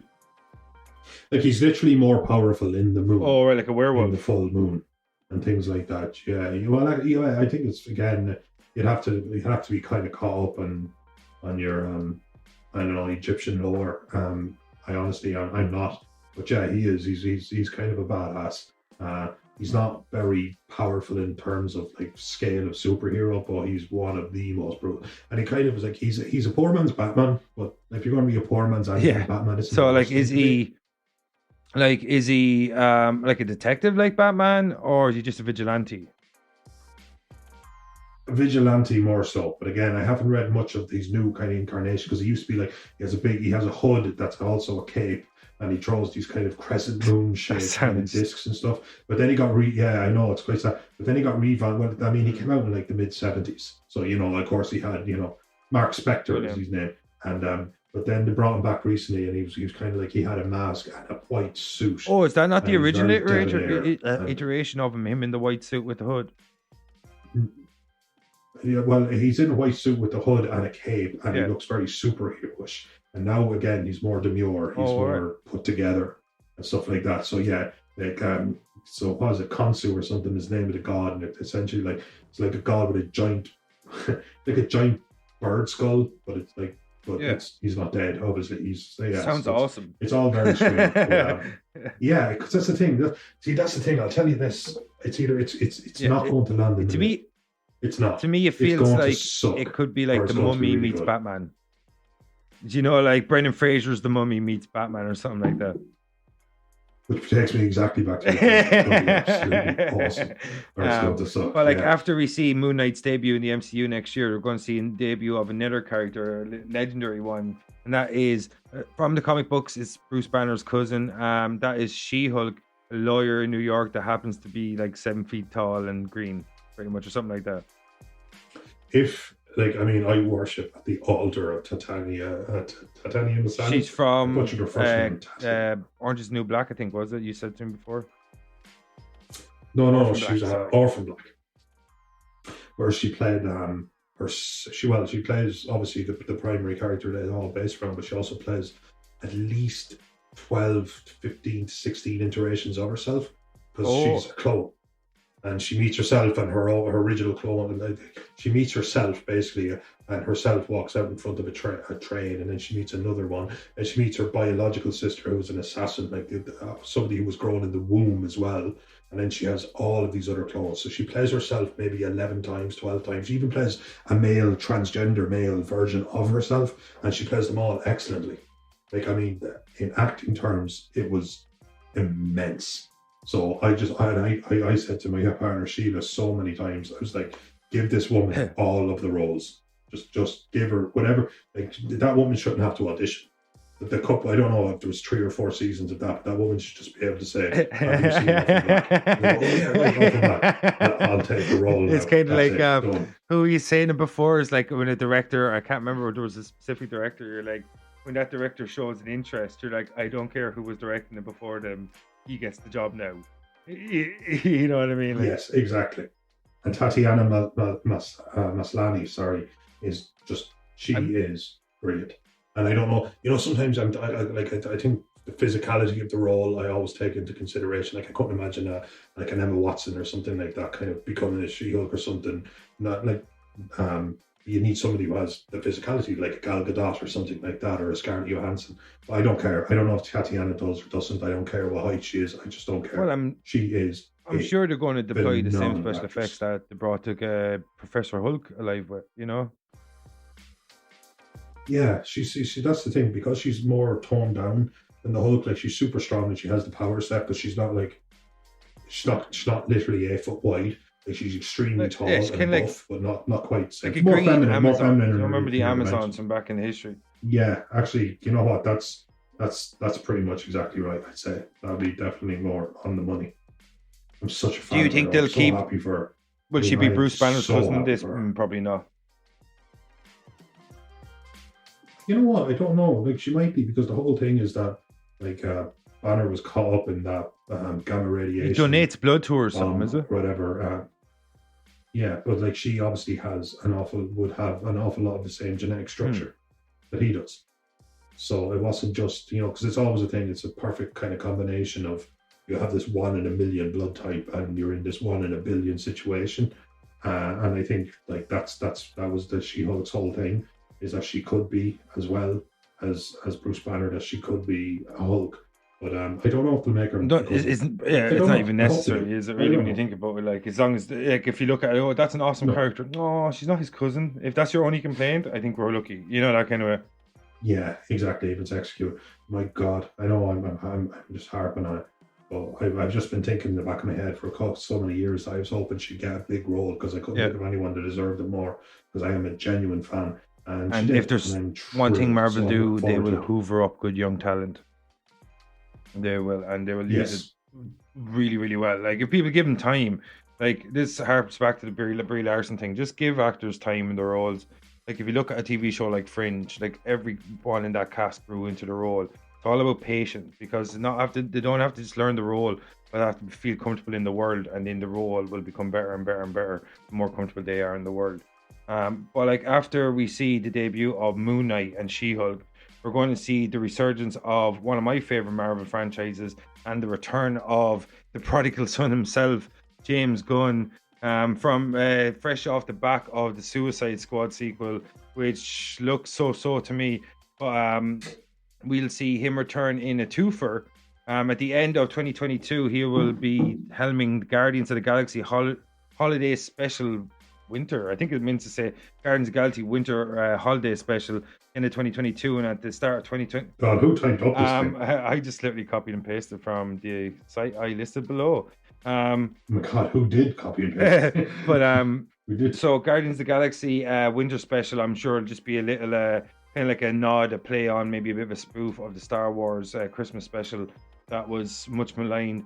And we'll see Guardians of the Galaxy Volume 3. James Gunn, even though a little bit delayed, will finally get to finish up his story, because nobody, and rightfully so, wanted to fucking touch that movie after what he did with part 1 and 2, because it was so good, so memorable, that anybody that went near that would have just gotten torn asunder. See, that's the thing. You know, sometimes like a director, you'd be thinking, my God, what a great opportunity. And then you're thinking, God, I am just not. He's obviously nailed it.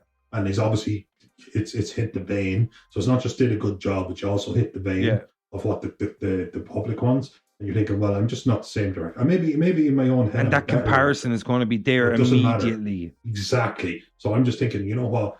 This is a big thing to turn down, but wait for the right project and shine, as opposed to, you could crash and burn. Like, we're not going to be hearing about Joss Whedon for a while for various reasons, but just Justice League amongst them. Yeah, but like, the way I look at it is, when you look at James Gunn, right, he made some past comments, all right, back in the day that were insensitive, but when he went with Disney, he changed how he behaved. He fell in line with company standards, and you have to applaud him for that. You have to say, okay, his comments were insensitive, he apologized for that, and he changed. If you can't applaud someone for changing for the better, then what are we going to do? We're going to start punishing people for things they've done in the past when they've gone and changed for the better.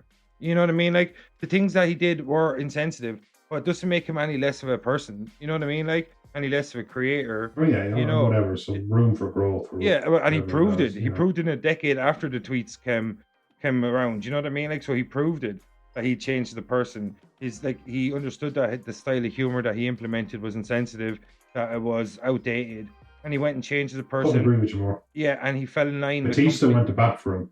Yeah, and Dave Batista, like, if you're going to have someone go to bat for you, have Dave Batista. Fucking hell, that man is a beast. But yeah, he like I love the way the cast came out in defense of him bit by bit. Like, you know what I mean? I know it was like Star-Lord was a little bit slow, Chris Pratt was a little bit slow, but finally they went to bat for him. I love the way everybody turned it down. It was a real, you know, directors union. Everybody kind of a SAG or whatever they're called, Screen Actors Guild of America, whatever shit. They all got around each other and they supported him. He went off, and it's like, and Warner Brothers were like, "Oh, if you don't want him, we'll take him." And as soon as that happened, and everybody was positive about them hiring him, I think Marvel were like, "Okay, we're the blowback we thought we were going to get for James Gunn being in the director's chair is actually the reverse. We're getting the blowback from being not in the director's chair." And that's the power of public sway. Yeah. Sorry, Sheila wants to go to bed soon, so I think we're going to probably just blast through these next couple in the next 5 minutes. All right, cool. Cool. All right, cool. So after Guardians of the Galaxy and the return, let me just mark that down. 221. Right. So after Guardians of the Galaxy, double bill with James Gunn returning, and it'll be interesting to see how he ends up finishes up his trilogy. We're going to see a couple of new. So no, I'm going to give you these three all together because they're all coming out in 2023, and there's not much news on them. So I just want you to give me a little bit of what you think might come from Secret Invasion. We see some casting coming out. Samuel L. Jackson's going to be in that. Emilia Clarke, I think, from Game of Thrones. I was like, fuck you, DB Weiss and David Benioff. And so she's coming back. So she's going to be introduced, a new character. I think you said she might be Spider-Woman. And we're going to see Ironheart, the most advanced suit since Iron Man's suit. And that would take Kevin Feige's words from his promotional video. And we're going to see Armor Wars, which I think might be focused around War Machine, Don Cheadle, who, you know, bring back Terrence Howard, all is forgiven. Yeah. What do you make of those three? They're going to bring back Terrence Howard. No, I said bring back Terrence Howard, all is forgiven. Oh my God, no. I'm looking for, I mean, that it looks like they've set up the year really well. Like, obviously, it's a little bit ahead of us now, and time in Marvel Universe moves twice as fast as well. So it's going to be on top of us in no time. But at the minute, Secret Invasion, it's great. Skrull, it's kind of like espionage done in the Marvel superhero universe. Absolutely brilliant. Ironheart, it's great to know we can't really move away from Tony Stark. We can't move away from the techie side of the Avengers, the techie side of the Marvel Universe. So a double bill of Ironheart and Armor Wars, bring it on. I think it's going to be fantastic. But I know very little about it. Nobody knows anything about it. I don't know how much of it is. So do you think Ironheart's going to lead straight into Armor Wars? Oh yeah, comfortably. Yeah, comfortably. I think something after credit scene or a lot of little pointers during the film. But yeah, absolutely. And you think that maybe Don Cheadle will be James Rhodes will become her mentor and probably take her under his wing, and that's how they develop that character. Or maybe she'll. Well, he knows Iron Man so well, and he's worn the suit, so he's got the experience and some of the life lessons, I suppose. You know. Yeah, I suppose it makes sense. And if Iron Man's her idol and stuff like that, it makes sense that if her suit starts appearing, that War Machine will come and take her and fucking just mentor her and bring her to the next level of her potential, whatever the fuck, you know what I mean? Typical superhero tropes always work so well. So no, we'll blast through the last few and we'll get the fuck out of here. So I Am Groot is just an animated show. Probably more aimed towards children, but everybody loves Groot, so we'll all be scoping out. Know what you expect from I Am Groot.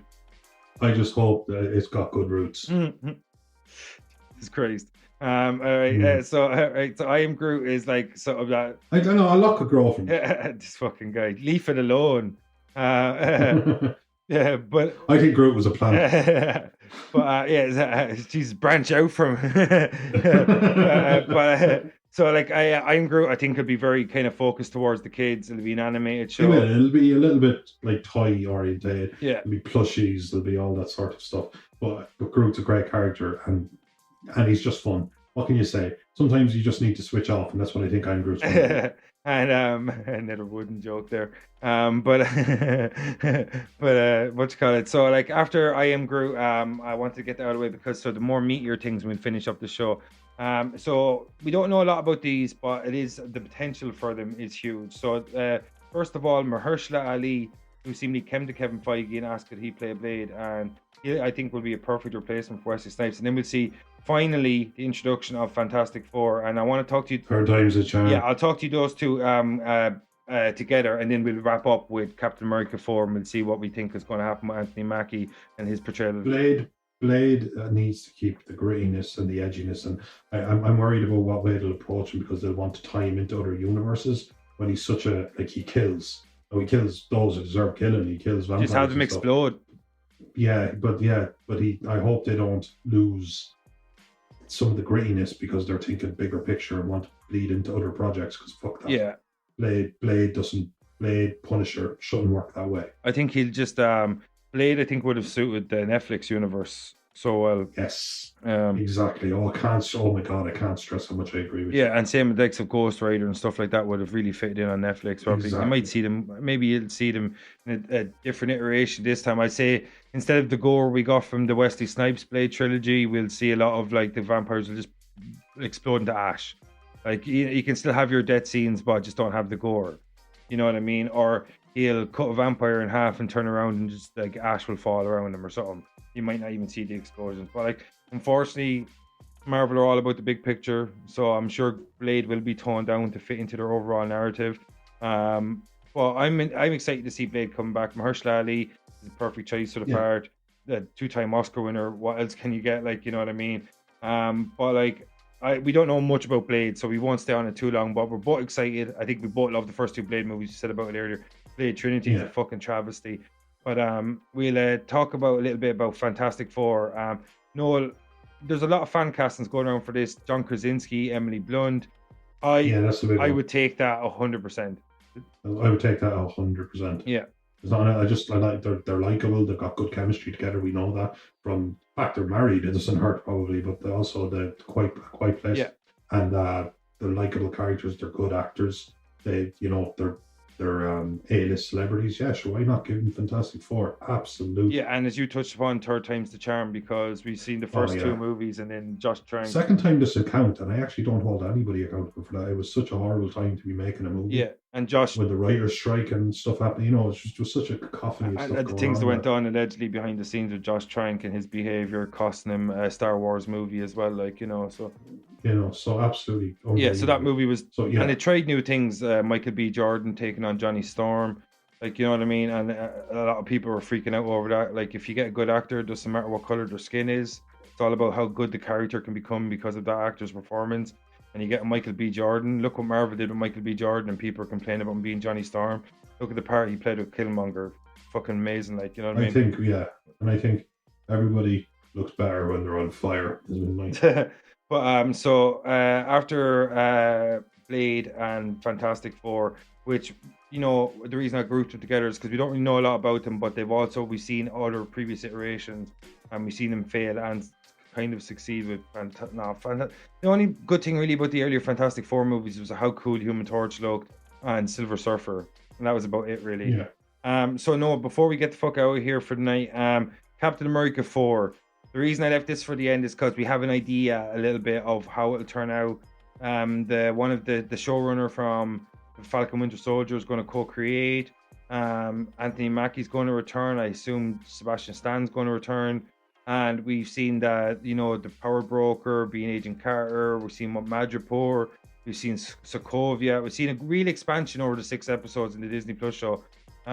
What do you make of Captain America 4? Are you excited? And I think it's the best place to leave because of Falcon Winter Soldier being so fresh in our head. I think I am excited. I like the actor.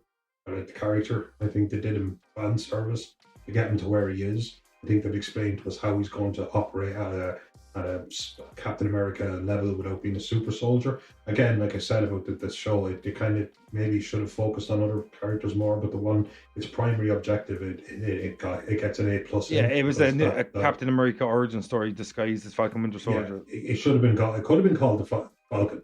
we wouldn't have discussed it any differently, because Winter Soldier would have featured him. Yeah. But it was about the Falcon and his journey to becoming Captain America.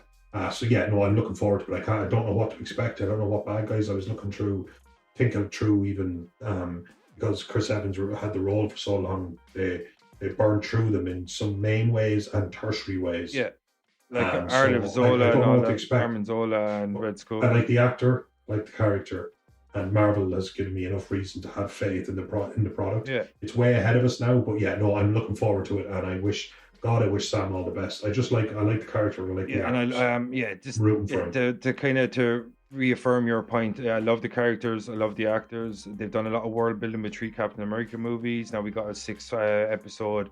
Avengers and yeah, you know what I mean. The 2 characters. If Sebastian Stan returns Winter Soldier, I can't see why not. I think they should rename him because of the Winter Soldier negative connotation. Makes no more sense to me to keep holding on to that moniker. Captain America, White Wolf, that would do me. Or you could give him a new one altogether. But like, I just think 2 characters that are seeped in the MCU, no more so than Falcon Winter Soldier, or Falcon or Bucky and Sam. And Captain America 4, I think is going to be awesome. It's going to be the start of a new trilogy. And I think it's going to be huge to see a person of color play Captain America on the big screen.